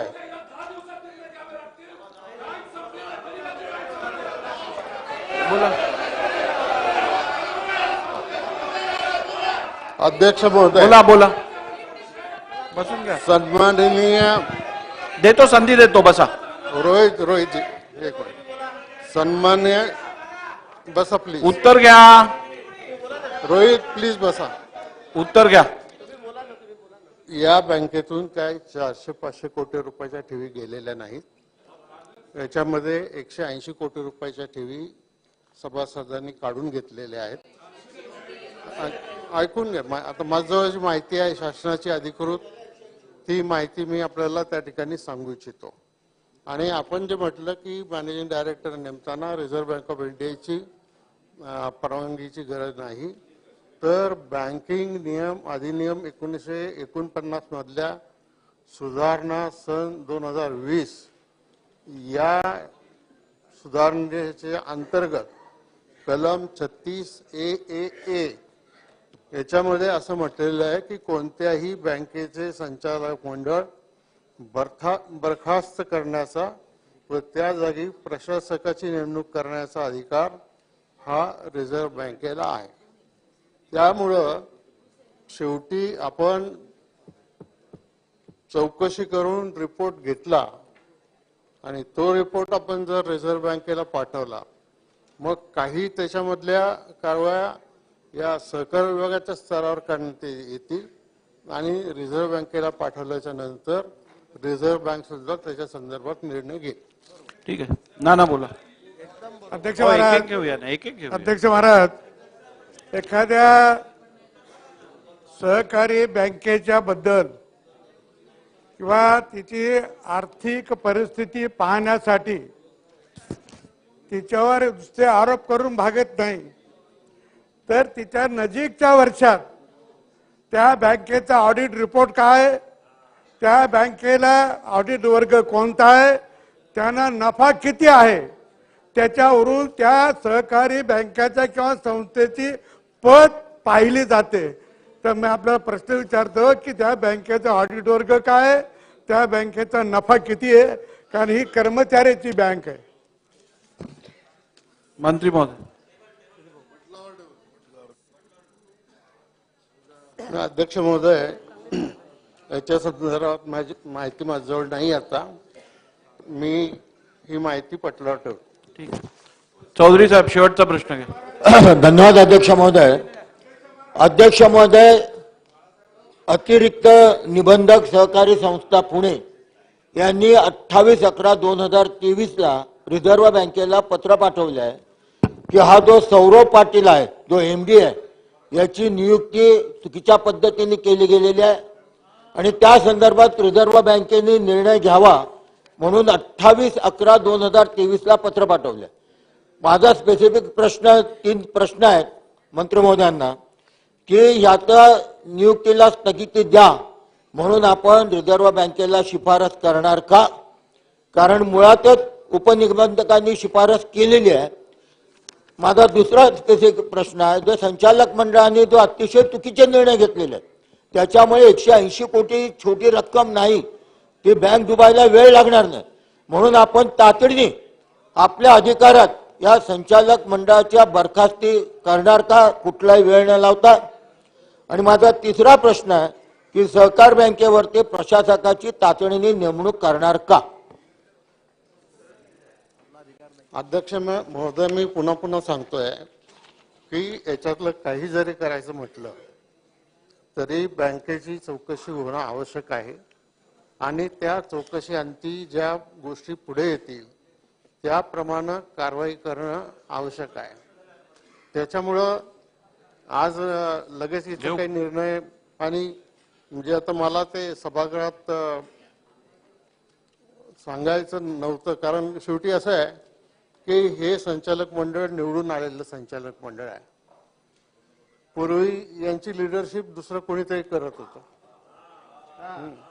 आता एसटी कर्मचाऱ्यांना आपली चूक कळालेली आहे आणि सगळे एसटी जे संचालक आहेत निवडून आलेले ते सगळे एकत्र झालेले आहेत. त्यामुळं हे विहित मार्गाने निवडून आलेलं संचालक मंडळ त्यांचा नक्कीच दोष आहे का? दोष असेल तर त्यांच्यावर कारवाई काय करायची आणि ही कारवाई करण्याच्या दृष्टिकोनातून जी नियमानं योग्य आहे ती कारवाई नक्की करू. पण या बँकेला कुठल्याही प्रकारची क्षती पोचणार नाही आणि गरीब एसटी कामगारांची ही बँक आहे. त्यामुळे या बँकेला संपूर्ण संरक्षण देऊन या अडचणीतून बाहेर काढण्याचं काम केलं जाईल.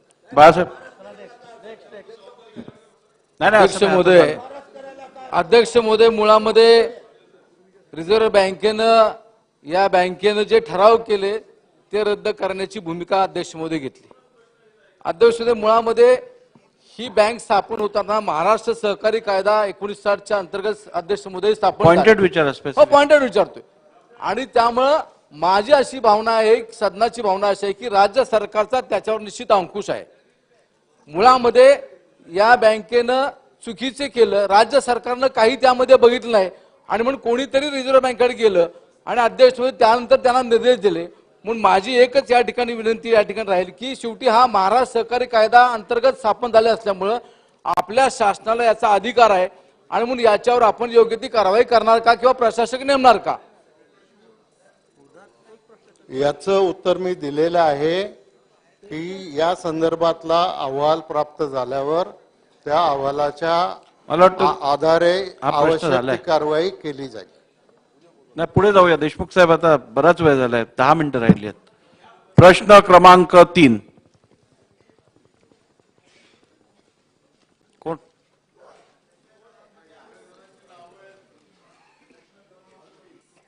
ते आहेत ना, मुफ्ती मोहम्मद जी, आपका प्रश्न है. चला गया. अध्यक्ष महाराज, कोणाचं नाव आहे? अध्यक्ष महाराज,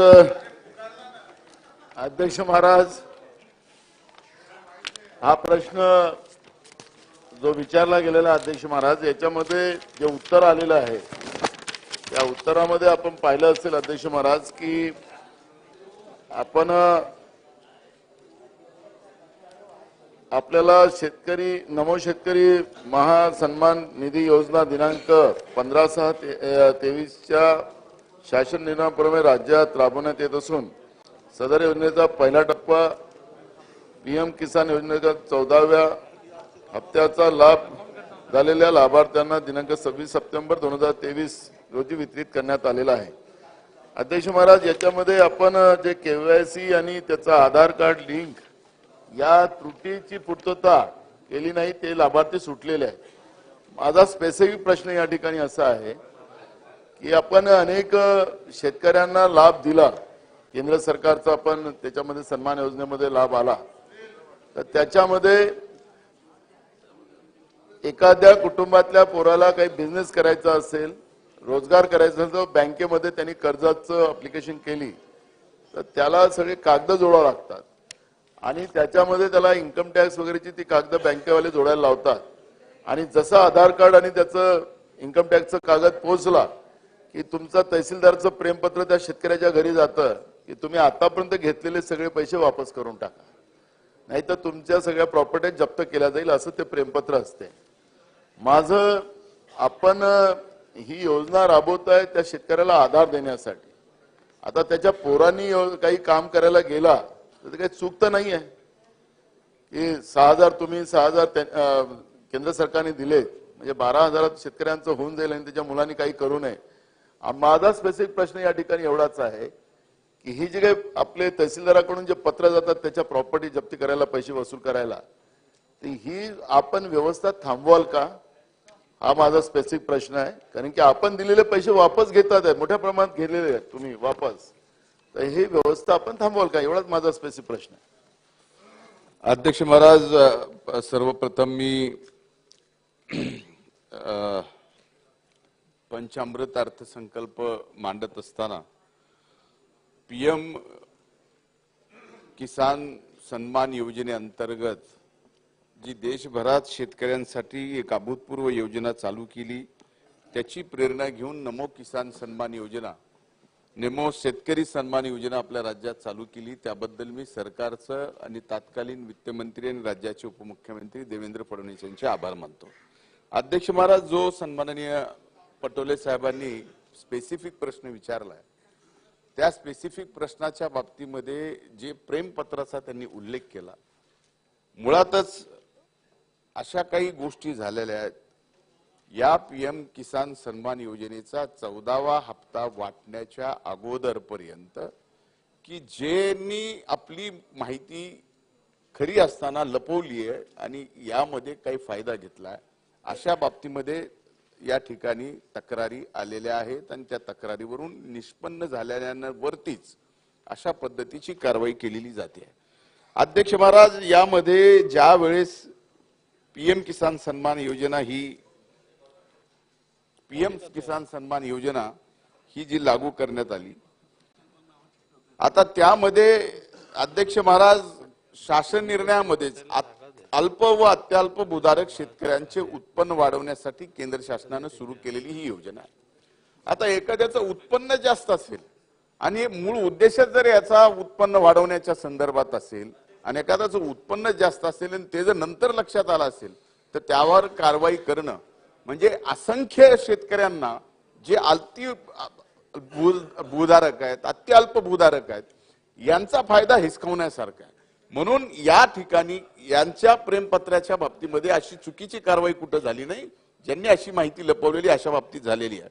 आता या बाबतीमध्ये सदर योजनेत विविध निकषाप्रमाणे ज्या कुटुंबाचे पती पत्नी व त्यांचे 18 वर्षाखालील अपत्य 18 वर्षाखालील 1/2/2019 पर्यंतचे सर्व ठिकाणचे मिळून लागवडी लायक एकूण धारण क्षेत्र 2 हेक्टर पर्यंत असेल अशा पात्र शेतकऱ्याला प्रति हप्ता 2,000 प्रमाणे वर्षाला 6,000 रुपये नमो शेतकरी सन्मान योजनेचे मिळतात.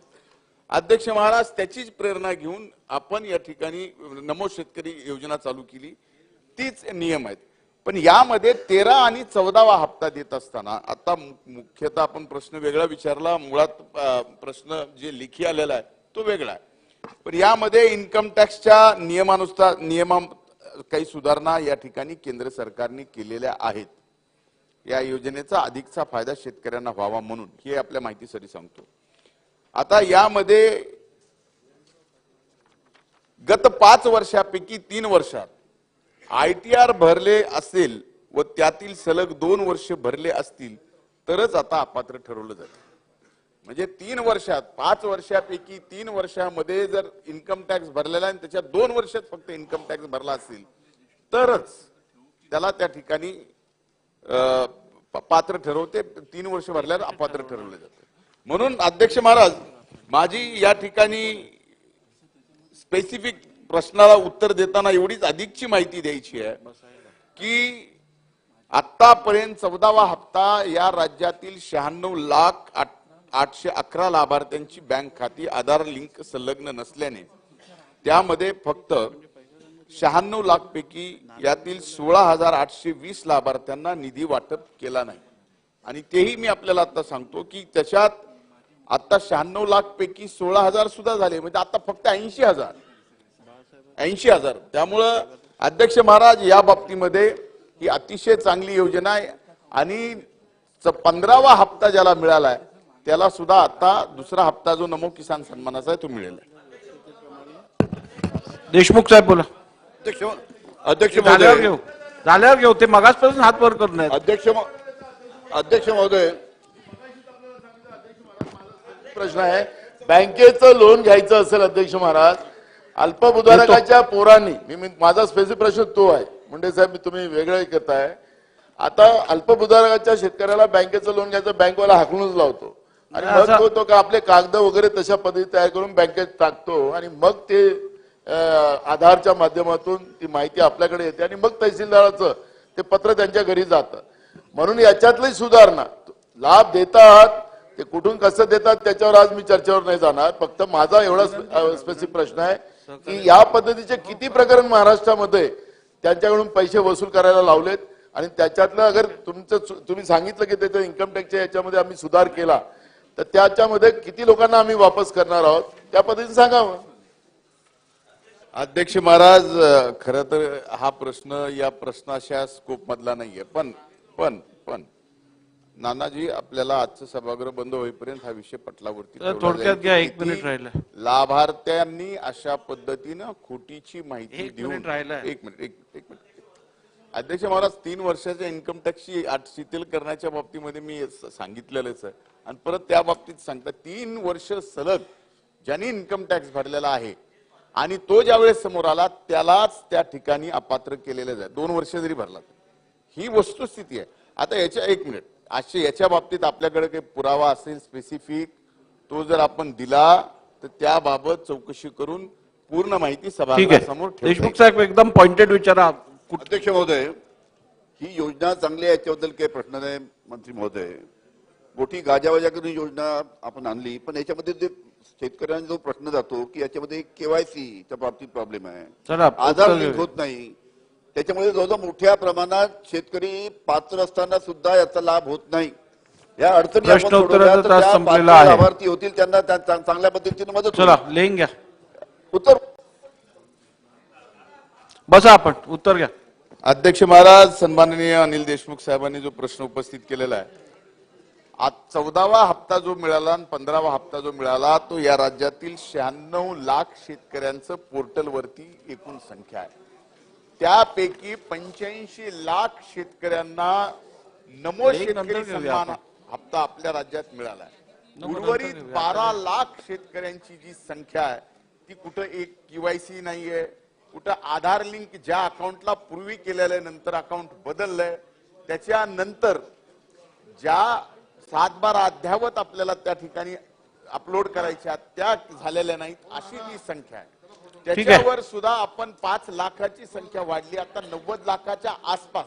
आपण आता ज्यावेळेस 16वा हप्ता येईल आणि आपला दुसरा हप्ता जाईल त्यावेळेस ही संख्या 90 लाखापर्यंत जाईल आणि यात कृषी विभागाने ड्राईव्ह घेतल्या, चला मंत्री महोदय, ड्राईव्ह घेतला, त्यामुळे एकही लाभार्थी वंचित राहणार नाही हे मी आपल्याला. चला घ्या, लिहून घ्या. अतारांकित प्रश्नोत्तरांची यादी क्रमांक 188 ते 214 सभागृहाच्या पटलावर ठेवणे. महोदय, मी आपल्या अनुमतीने अतारांकित प्रश्नोत्तरांची यादी क्रमांक 188 ते 214 सभागृहाच्या पटलावर ठेवतो.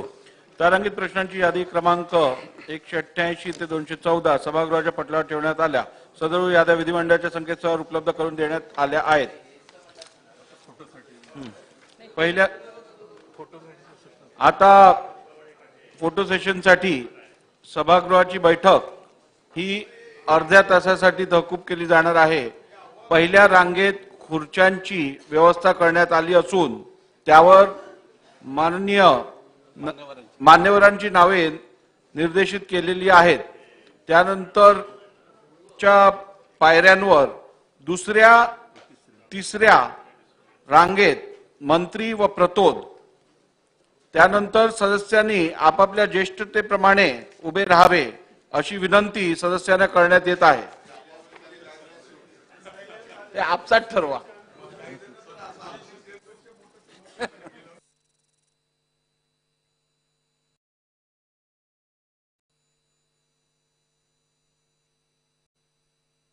इस्लाम किंवा ख्रिश्चन धर्मामध्ये त्या ठिकाणी धर्मांतरण केल्याचं जातं. बोलूया आपण कारण सभापती महोदय, आपण जे सांगितलं त्या संदर्भातलं मी या ठिकाणी स्पष्टीकरण देतो की भारतीय अधिनियम 1935 अंतर्गत भारतीय ईसाईंची जी परिभाषा आहे त्याच्यामध्ये असं म्हटलंय की भारतीय ईसाई वह होगा जो कोई भी ईसाई पंथ को मानता है और यूरोपीय या एंग्लो इंडियन न हो. यानुसार अनुसूचित जनजाति मध्ये जब एक व्यक्ति ईसाई धर्म में धर्मांतरित हो जाता है, स्वाभाविक रूप से वह व्यक्ति भारतीय ईसाई की श्रेणी में आएगा. अंत उसको किसी भी प्रकार के आरक्षण की सुविधा देना असंवैधानिक माना जाएगा. हे कशातलं वाचलं आपण? सभापती महोदय, हे भारतीय अधिनियम 135 अंतर्गत ईसाई यांच्या संदर्भात आपण बोललात ते रास्त आहे, पण त्या व्यतिरिक्त सभापती महोदय आहे. म्हणून सभापती महोदय, या ठिकाणी क्रांतीसूर्य बिरसा मुंडांनाही अशा प्रकारचं धर्मांतरण करू नये अशी त्यांची भूमिका त्या ठिकाणी होती. माझ्या स्पेसिफिक 2 मागण्या सभापती महोदय आहे. या सभागृहामध्ये अनेकदा चर्चा झाले. मागच्या वेळेला सुधीर भाऊंनी त्या ठिकाणी या सभागृहामध्ये मागणी केली होती की इथल्या आमदारांना घेऊन जो काही बदल करायचा आहे त्याकरता आमदारांचं शिष्टमंडळ घेऊन जाणार का, तर ते आपण या ठिकाणी घेऊन जाणार का, हा एक विषय आहे. आणि दुसरं सभापती महोदय, या निमित्तानं मोठं जनजागरण झालंय. आपण बघाल की मुंबईमध्ये जनजाती मंचचा एक मोर्चा निघाला आणि त्यामध्ये धर्मांत मतांतरित होणाऱ्या व्यक्ती व समुदायाला अनुसूचित जमातीच्या सूचीतून व आरक्षणाच्या फायद्यातून निष्कासित करण्यात यावे ही मागणी करण्यात आली. ती मागणी आपण मान्य करणार का, हा प्रश्न आहे. आणि आपलाच विभाग आयटी आहे. अशा किती बोगस आदिवासी विद्यार्थ्यांनी प्रवेश घेतले आहेत व त्यांच्यावर काय कारवाई आपण त्या ठिकाणी करणार. कारण सभापती महोदय, या ठिकाणी माझी माहिती आहे, आपण बघाल की जवळपास 2011च्या जनगणनेनुसार जवळपास 80 लाख ख्रिश्चन व 12 लाख मुस्लिम असे आदिवासी कुटुंबांचे धर्मांतर झाले असल्याची माहिती खालच्या सभागृहामध्ये आमदार उईके यांनी त्या ठिकाणी दिलेली आहे. आणि म्हणून सभापती महोदय, धर्मांतरित कुटुंब दुहेरी पद्धतीने अशा प्रकारचा लाभ घेत आहेत. अशा धर्मांतरित आदिवासींचे आरक्षण आणि इतर लाभ काढून घेण्याबाबत या ठिकाणी अनेकदा विधिमंडळात सुद्धा मागणी त्या ठिकाणी झालेली आहे. आणि या धर्मांतरित कुटुंबांना लाभ न देण्याबाबत भारतीय संविधान कलम 342 मध्ये 341 कलमांमध्ये सुधारणा करण्याबाबत केंद्र सरकारकडे आपण शिफारस करणार आहात का, आणि त्याकरता पुढाकार घेऊन इथल्या आमदारांना हा विषय निकाली लावून आमच्या अनुसूचित जातीच्या आदिवासी बांधवांच्या आरक्षणाचं रक्षण करणार का, त्यांच्या हक्काचा न्यायाचा वाटा त्या ठिकाणी दुसरे घेणार नाही याची काळजी घेण्यासाठी काय करणार आहात. माननीय सभापती महोदय, माननीय ज्येष्ठ सदस्य श्री प्रवीण दरेकर साहेबांनी अतिशय चांगला मुद्दा मांडलेला आहे. माननीय सभापती महोदय, माझे जे समोरचे बसले त्याने पण मी रिक्वेस्ट करू इच्छितो, हा राजनीतिक प्रश्न नाही आहे. आपण कोणीही हा नकारू शकत नाही की आदिवासी संस्कृतीचे रक्षण केला पाहिजे. ते सरकारची ते जिम्मेदारी आहे की सरकार त्याने ते आदिवासी धर्म, आदिवासी रक्षण, आदिवासी संस्कृती त्याच्या पालनासाठी त्याने आपण ते जे काही मदत असेल ते मदत केली पाहिजे. आता आपण मी एक फक्त वाचून दाखवतो. या वर्षी जे 11,710 ITI मध्ये नवीन ऍडमिशन झाले त्यामध्ये मुस्लिम धर्माने कन्वर्ट केलेले, ख्रिश्चन धर्माने कन्वर्ट केलेले, त्याने ऑफिशियली सांगितलेलं आहे की मी आदिवासी होते पण आता मी मुस्लिम झाले, तरी पण आदिवासी कोटामध्ये त्याने प्रवेश घेतला नाही, ते तिथे आहे.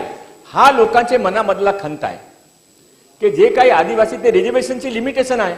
आता महाराष्ट्रामध्ये फरक जे काही चालला ते रिझर्वेशनसाठी चालला, आपण सर बघत आहे तो रिझर्वेशनची लिमिटमध्ये आता कोण इतर जातीचे लोक घुसून सुरू केले आणि त्यांच्यासारखे आता इथे 118 असे लोक आहे की ते आपला कोणी धर्मी नाही सांगता, आमचा काय धर्म नाही आहे. हे कसा चालणार महाराष्ट्रामध्ये? हा देशामध्ये आदिवासी संस्कृतीचे रक्षणासाठी महाराष्ट्र सरकार प्रतिबद्ध आहे. आदिवासीचे नावावर कोणाने काही इतर आदिवासीचे हक्कामध्ये गदा गाऊन काय लाभ घेण्याचा प्रयत्न केला तर नक्की या सरकार त्यामध्ये काय काय निर्णय करणार आहे. पण इकडे हात वर केला आहे म्हणून. नाही नाही, एक मिनिट. कपिल पाटील विरोधी पक्षनेते. हा नाही हरकत नाही. आता विरोधी पक्षनेत्यांना बोलू द्या. सभापती महोदय, याच्यात माझा एक छोटासा प्रश्न आहे मान्य मंत्री महोदयांना.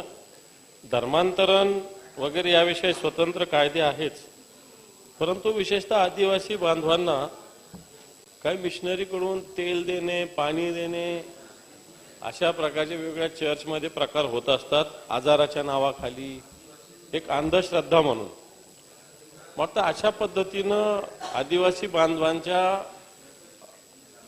शिक्षण कमी असण्याचा एक हेतू साध्य करून अशा पद्धतीनं काही मिशनरी आणि काही संस्था काम करत असतात. विशेषतः तेल पाणी देणे आणि त्याच्यातून आजार बरं होणं, मग काही वेळेस लग्न जमणं असं सुद्धा सांगतात, मुलगा पास होणं असं सुद्धा सांगतात. वाटतं याच्यावर सुद्धा कारवाई करण्यासाठी सरकार पाऊल उचलेल. महोदय, मैं विरोधी पक्ष नेते माननीय अंबासाहेब दानवेचे आभार मानतो की त्याने राजनीतीची पातळी सोडून एक अतिशय चांगला विषय चांगली रीतीने मांडला. त्यांच्या जे काही सुझाव आहे ते स्वीकार्य आहे. ते यावर जे काही बलजबरी प्रकारे ते धर्मांतरण होत आहे त्यावेळी त्यासाठी सरकार सजग आहे आणि त्यासाठी सरकार योग्य पावलं उचलणार. ठीक आहे. मला असं वाटतं स्पेसिफिक प्रश्न विचारल्यामुळे स्पेसिफिक उत्तर आलेलं आहे. राजहंस सिंह, प्रवीण जी राजहंस सिंह. प्रत्येक सभासदांना मला थोडं देऊ द्या. तुम्हाला आदरणीय सभापती महोदय, पाटलांची हरकत आहे त्याच्यानंतर तुम्हाला देते. आदिवासी त्यांनी देते. एक परंपरा है, एक संस्कृति है. जिस संस्कृति को धर्मांतर करके जो मूल आदिवासी हैं उनके रिजर्वेशन को लेने का काम जो दूसरे लोग कर रहे हैं उसका जतन करने का काम ये महाराष्ट्र सरकार का कर्तव्य है. मेरा प्रश्न ये है कि मंत्री जी उत्तर तो अच्छा दे रहे हैं, लेकिन इसके ऊपर ठोस कार्रवाई कब करेंगे, कब इसके ऊपर आप इम्प्लीमेंटेशन करना शुरू करेंगे? जब 1969 में ज्वाइंट पार्लियामेंट्री कमेटी ने यह सुझाव दिया है कि राज्यों ने इस प्रकार से करना चाहिए, तो इसके ऊपर ठोस कार्रवाई आप कब से करेंगे, मैं वो जानना चाहता हूं. माननीय राजहंस सिंहजीने जे विषय मांडला ते माझ्या पण मनाचा विषय आहे, पण जसा माननीय सभापती महोदयाने सुचवला की हा माझे खात्यामध्ये नाही आहे, म्हणून मी माननीय मुख्यमंत्री एकनाथरावजी शिंदे, माननीय उपमुख्यमंत्री माननीय देवेंद्रजी फडणवीस आणि उपमुख्यमंत्री अजित पवार साहेब यांच्या चर्चा करून या विषय कसा आपण पुढे जाऊ शकतात त्यावर योग्य निर्णय करून या सदनमध्ये मी ठेवू. ठीक आहे. कपिल पाटील. महोदया, त्यांनी हरकत घेतली. खडसे साहेब कपिल पाटलांची हरकत आहे. हरकत. कपिल पाटील उभे. धन्यवाद खडसे साहेब. सॉरी सभापती महोदया, माननीय मंत्री महोदयांनी लक्षवेधीवर जे रेखीव उत्तर दिलंय त्यालाही माझा आक्षेप आहे आणि आता त्याने जे उत्तर दिलं त्यालाही आक्षेप आहे. भारतीय संविधानाला हे सभागृह कटिबद्ध आहे, प्रतिबद्ध आहे. संविधानातील तरतुदींनी जे मूलभूत अधिकार दिलेले आहेत त्याच्याशी विसंगत कोणतीही भूमिका संविधानाची शपथ घेऊन सत्तेवर आलेल्या सरकारला घेता येत नाही. आणि मान्य मंत्री महोदय संविधानाचं तो उल्लंघन करतायत, पण लेखी उत्तरात भारतीय संविधान असं सांगतं आणि विशेषतः अनुसूचित जाती आणि जमातींच्या संदर्भामध्ये की धर्मावर आधारित कोणताही भेदभाव करता येत नाही आणि या देशामध्ये धर्माधारित सवलती मिळत नाही. मात्र आता अनुसूचित जमातीच्या संदर्भामध्ये जी वर्गवारी दिली आहे दुसऱ्या पानावर 17/2023 मध्ये शासकीय औद्योगिक प्रशिक्षण संस्थांमध्ये अनुसूचित जमातीतील धर्मनिय उमेदवारांची यादी, ही यादी कशी काय तुम्ही देऊ शकता? काय संबंध याचा? तुम्ही धर्मभेद करण्याचा कुठून सुरुवात केली? अनुसूचित जमाती या जमाती असतात, जमातीला धर्म नसतो. कोणता धर्म पाळायचा, उपासनेचा धर्म हा त्याचा अधिकार आहे, तो व्यक्तिगत अधिकार आहे. धर्माधारित प्रवेश दिल्याची यादी तुम्ही देता, लेखी देता, यावरच माझा आक्षेप आहे. हे सरकार धर्मावर आधारित भेदभाव करतं, हा माझा मुख्य आक्षेप आहे, नंबर 1. आणि नंबर 2, की जी मागणी लक्षवेधीत त्यांनी केली, त्यांना अधिकार आहे सदस्यांना, मी त्याबद्दल आक्षेप घेत नाही, मागणी कोणती करता येते, संविधानात त्यांना अधिकार दिलेला आहे. परंतु शासनाला निष्कासित करता येण्याचा अधिकार दिलेला नाही आहे. धर्म बदलल्याने जात आणि जमात बदलत नसते. आदिवासींच्या जमातीचं आणि त्यांच्या धर्माचं संरक्षण झालं पाहिजे, पण त्यांचं ब्राह्मणीकरण, त्यांचं हिंदूकरण किंवा अन्य कोणत्याही धर्मामध्ये जात असतील तर तो त्यांचा व्यक्तिगत अधिकार आहे. पण त्याचा सरसकट हिंदूंमध्ये गेले तर मान्य, मुसलमान झाले तर अमान्य, ख्रिश्चन झाले तर अमान्य, किंवा आणखीन त्यांनी तिसरा धर्म स्वीकारला तर अमान्य, बौद्ध झाले तर अमान्य, हे चालणार नाही. त्यामुळे हा भेदभाव करता येत नाही. बरं, तुमची हरकत पूर्ण करा. माझी आक्षेप आहे की मंत्री महोदयांनी त्यांचं हे उत्तर मागे घ्यावं, तात्काळ तात्काळ मागे घ्यावं. हे ताबडतोब हरकत पूर्ण करा. आपण मी पण हरकत पूर्ण देणार आहे करतो. माझी मागणी आहे की हे तात्काळ मागे घ्यावं. नंबर 1, लेखी उत्तर धर्माधारित वर्गवारी तुम्ही लेखी दिलेली आहे, तुम्हाला अधिकार नाही आहात. आणि नंबर 2, तुम्ही त्यानंतर जे करता आहात अशा पद्धतीचं आश्वासन देण्याचा अधिकार नाही. तुम्ही राजकीय सभेत करा ना भाषण, आमचं काय म्हणणार, पण हे सभागृह आहे, हे संविधानाने प्रतिबद्ध सभागृह आहे. या सभागृहामध्ये तुम्हाला भेदभाव करता येणार नाही. ही माझी हरकत आहे. ठीक आहे. तुम्हाला एक मिनिट जरा काय हरकतीवर सगळ्या सभागृहाला रुलिंग पाहिजे असेल तर मी नाही, आधी सरकारचं म्हणणं ऐकून घ्या, मी देते ना रुलिंग देतो.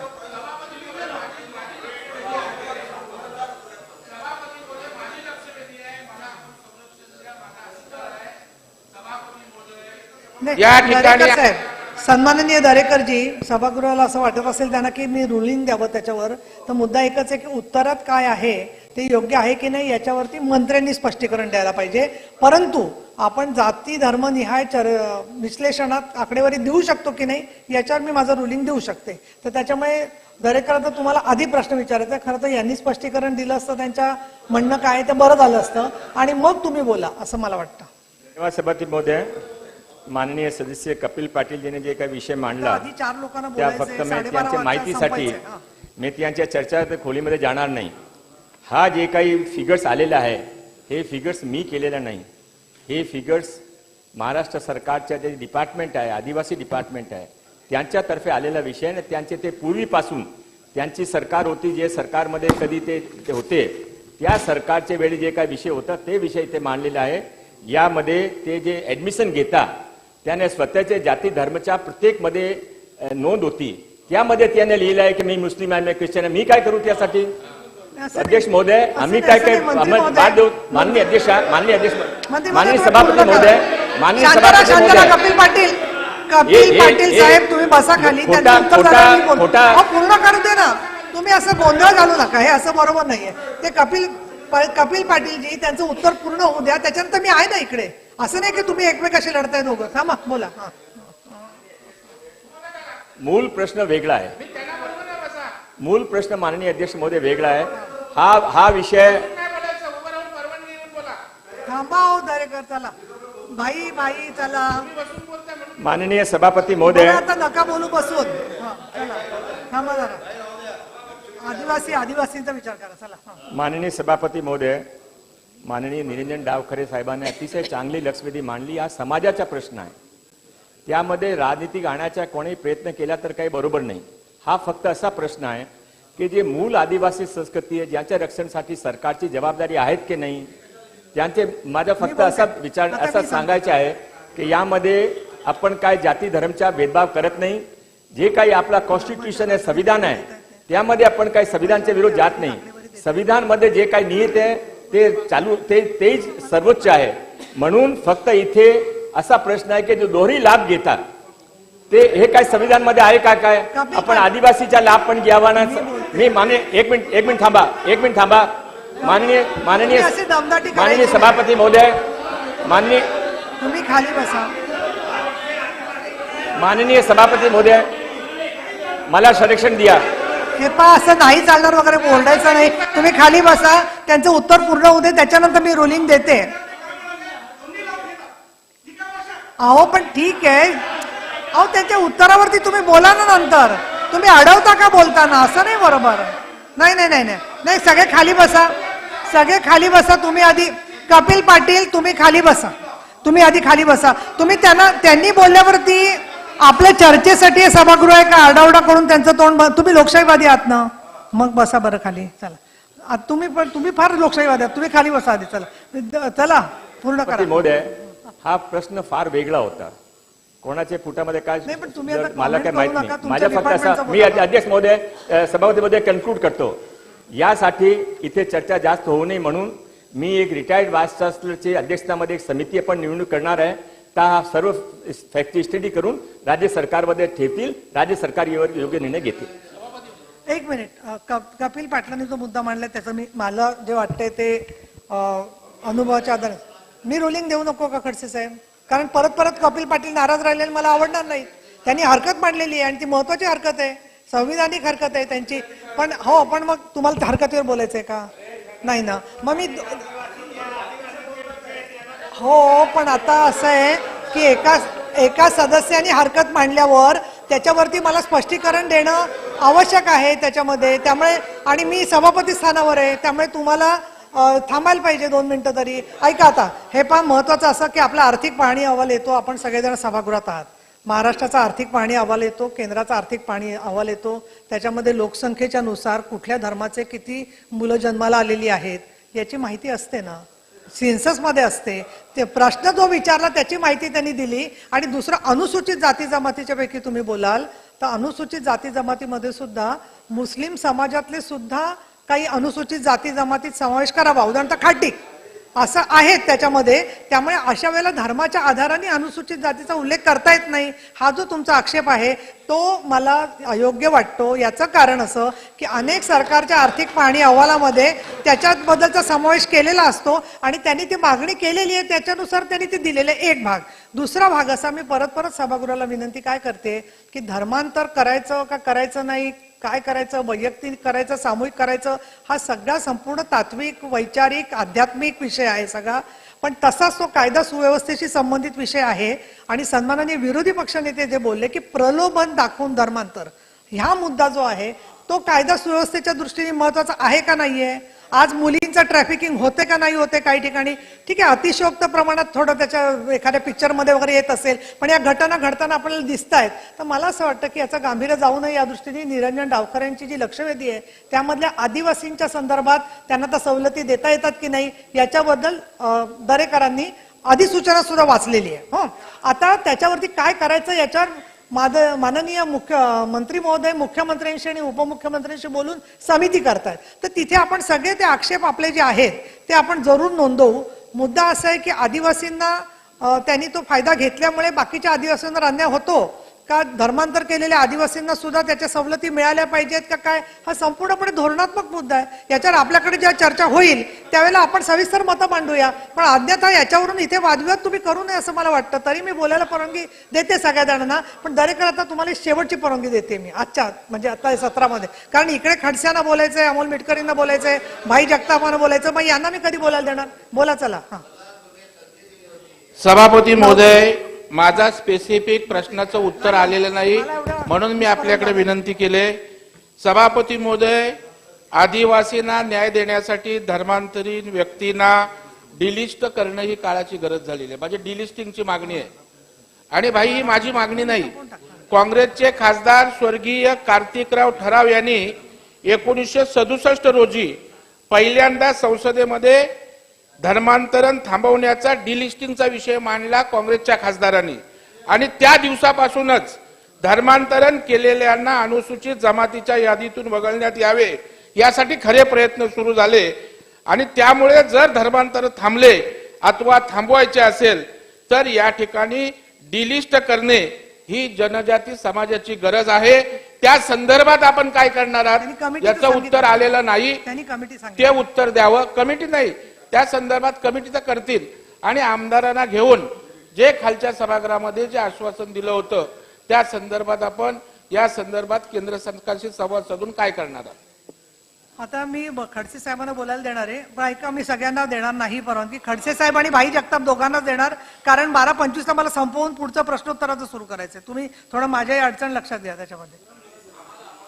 काय नाही बोलता ज्येष्ठ सदस्य श्री प्रवीण दरेकर साहेबांनी जे मुद्दा मांडला त्यामध्ये आपण एक समिती जे रिटायर्ड व्हाईस चान्सलरची अध्यक्षतेमध्ये समिती गठीत करणार आहे, त्या समितीमध्ये आपण प्रत्येक दलाचे एक सदस्याने घेऊन किंवा ते संख्यानुसार घेऊन आणि ते समितीमध्ये हा विषय पहिले त्याने पण घेऊ, ते आपले सदस्य हा विषय आपण करून त्यामध्ये योग्य निर्णय करू.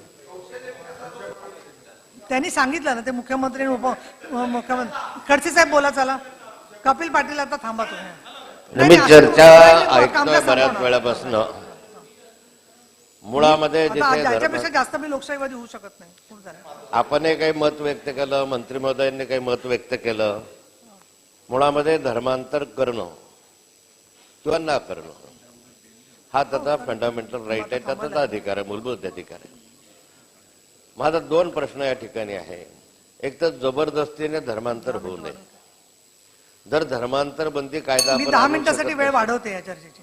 10 मिनिटासाठी वेळ वाढवते, नंतर धर्मांतर बंदी कायदा आपण आणू शकत नसू, केंद्राच्या अधिकारात नसेल किंवा आपल्या अधिकारात. निंबाळकर साहेबांच्या शेजारी जबरदस्तीने धर्मांतर होऊ नये, जबरदस्तीने धर्मांतर होऊ नये, प्रलोभन दाखवून होऊ नये, गुंडागर्दी करून होऊ नये किंवा अशा स्वरूपाच्या काही प्रलोभन दाखवून होऊ नये, यासाठी सरकार काही उपाययोजना करणार आहे का? कायदा केला पाहिजे. अशा रीतीनं येतात, प्रलोभन दाखवतात आणि नंतर त्यांना धर्मांतर करण्यासाठी प्रवृत्त करतात, तर याच्यावर बंदी आणली गेली पाहिजे. यासाठी सरकार काही उपाययोजना करणार आहे का? एक. दुसरं असं आहे की आपण मुद्दा मांडला या ठिकाणी की जर बाय बर्थ म्हणजे जन्माने तो जर आदिवासी असेल तर त्याला आदिवासीच्या सवलती मिळणारच, त्या शेवटपर्यंत मिळणार. जर जन्माने असेल तर घटनेमध्ये लिहिलं आहे, राज्यघटनेची ते तरतूद आहे. पण यामध्ये प्रश्न जर तुम्ही आता म्हटलंय की आम्ही त्या ठिकाणी त्याने मुस्लिम धर्म स्वीकारला किंवा ख्रिश्चन धर्म स्वीकारला आणि त्याच्या सवलती आम्ही बंद करू, अशा स्वरूपाचा जर विषय आला तर मग या ठिकाणी आमच्याकडे जळगाव जिल्हा किंवा नांदेड जिल्ह्यामध्ये फार मोठ्या प्रमाणावर तडवी भिल्ल हे मुस्लिम समाजामध्ये पठाण म्हणून झालेले आहे, आपल्या मुस्लिम समाजात गेलेले आहे आणि त्या वर्गाला राज्यघटनेने मान्यता दिलेली आहे. म्हणजे घटनेनं मान्यता दिलेली आहे एसटी म्हणून. तो मूळ भिल्ल आहे, तो आदिवासी आहे. आजही त्याच्या काही उतारावर पाहिलं तो हिंदू आहे, हिंदू तडवी भिल्ल असा लिहिला जातो आणि तो आदिवासींच्या सगळ्या सवलती घेतो जरी तो मुस्लिम असला. आता हे सगळं मुस्लिम धर्माचं पालन करत नसताना ज्यावेळेस आपण असा जर निर्णय घेत असू तर मग या तडवी भिल्ल समाजाचा जो तडवी मुस्लिम झालेला आहे याच्याही सवलती बंद होण्याच्या दृष्टिकोनातनं तुम्ही करणार का? असे आपण करू शकणार नाही, कारण राज्यघटनेमध्ये तसे तरतूद आहे. म्हणजे त्याच्यामध्ये विसंगती निर्माण होईल, अनेक प्रश्न निर्माण होतील. या संदर्भामध्ये राज्य सरकारने जी भूमिका आहे ती अधिक स्पष्ट करण्याची आवश्यकता आहे. नेमकी भूमिका असली पाहिजे. राज्यघटनेमध्ये जी तरतूद आहे घटनात्मक अधिकार फंडामेंटल राईट आहे. मी जन्माला ज्या ठिकाणी ज्या जातीमध्ये आलो त्या जातीच्या आधारावर मला सवलती मिळतील, मला धर्माच्या आधारावर मिळणार नाही. त्यामुळे या सवलतीच्या संदर्भामधले जो काही योग्य निर्णय असेल तो घेतला पाहिजे. दुसरं मी मगाशी सांगितलं हे धर्मांतर बंदच झाले पाहिजे. यासाठी प्रलोभन दाखवून जबरदस्ती करून असेल तर कठोर शिक्षेची तरतूद सरकार करणार आहे का? सभापती महोदय, माननीय ज्येष्ठ सदस्य एकनाथ खडसे साहेबांनी अतिशय चांगला विषय मांडला. आता माननीय दानवे साहेबांनी पण मांडला, आपण पण मांडला की जबरन धर्मांतरण, लोभ लालचे धर्मांतरण ते बंद केलं पाहिजे. आता इथे पूर्ण सर्व दल मिळून आता असा निर्णय केले तो नक्की होईल. आपण आपले जे काही 5-7 प्रमुख दल आहे त्याने सर्वांनी एकत्र होऊन निर्णय केला की जबरन धर्मांतरणामध्ये प्रतिबंध घातला पाहिजे तर नक्की होईल. पण त्या खोलीमध्ये आज मी जात नाही. माननीय सभापतीमध्ये सांगितलं ते माझा विषय नाही. फक्त जे आपण जे सांगितलं की ते धर्मांतरण करून संविधान अंतर्गत याने धर्मांतरमध्ये ते सुविधा उपलब्ध आहे, त्यामध्ये हा सरकार काय करू इच्छित नाही, काय इंटरफिअर करू इच्छित नाही. संविधान आपला सर्वांसाठी सर्वोपरी आहे. आपण सर्वजण संविधानमध्ये राहून आपला नियम मानता, तयार करता, नियम मानता. हा विधान परिषद पण त्यामध्ये काम करता. आता जे काही संविधानमध्ये आहे त्याबद्दल मी काय बोलणार पण नाही, माझा हक पण नाही. फक्त माझी लिमिटेशन माझ्या मत असं आहे की जे काही आदिवासी मूळ धर्म सुरक्षासाठी जे काही केलं पाहिजे, आदिवासी धर्मासाठी काय काही केलं पाहिजे ते पण सरकारची जिम्मेदारी आहे. तो त्यासाठी काय मधला मार्ग काढायचा त्यासाठी आम्ही एक रिटायर्ड व्हाईस चान्सलर आणि सर्व राजकीय दलाचे प्रतिनिधी घेऊन एक समिती तयार करू. त्या समितीच्या योग्यानुसार माननीय मुख्यमंत्री महोदय, माननीय उपमुख्यमंत्री महोदय, माननीय सरकार यावेळी योग्य निर्णय संविधान अंतर्गत राहून घेतील. आता प्रश्नोत्तराचा तास संपलेला आहे. 12:40 सभागृहाचं कामकाज सुरू होईल. चला, उत्तर दिले त्यांनी. नाही, शक्य नाही.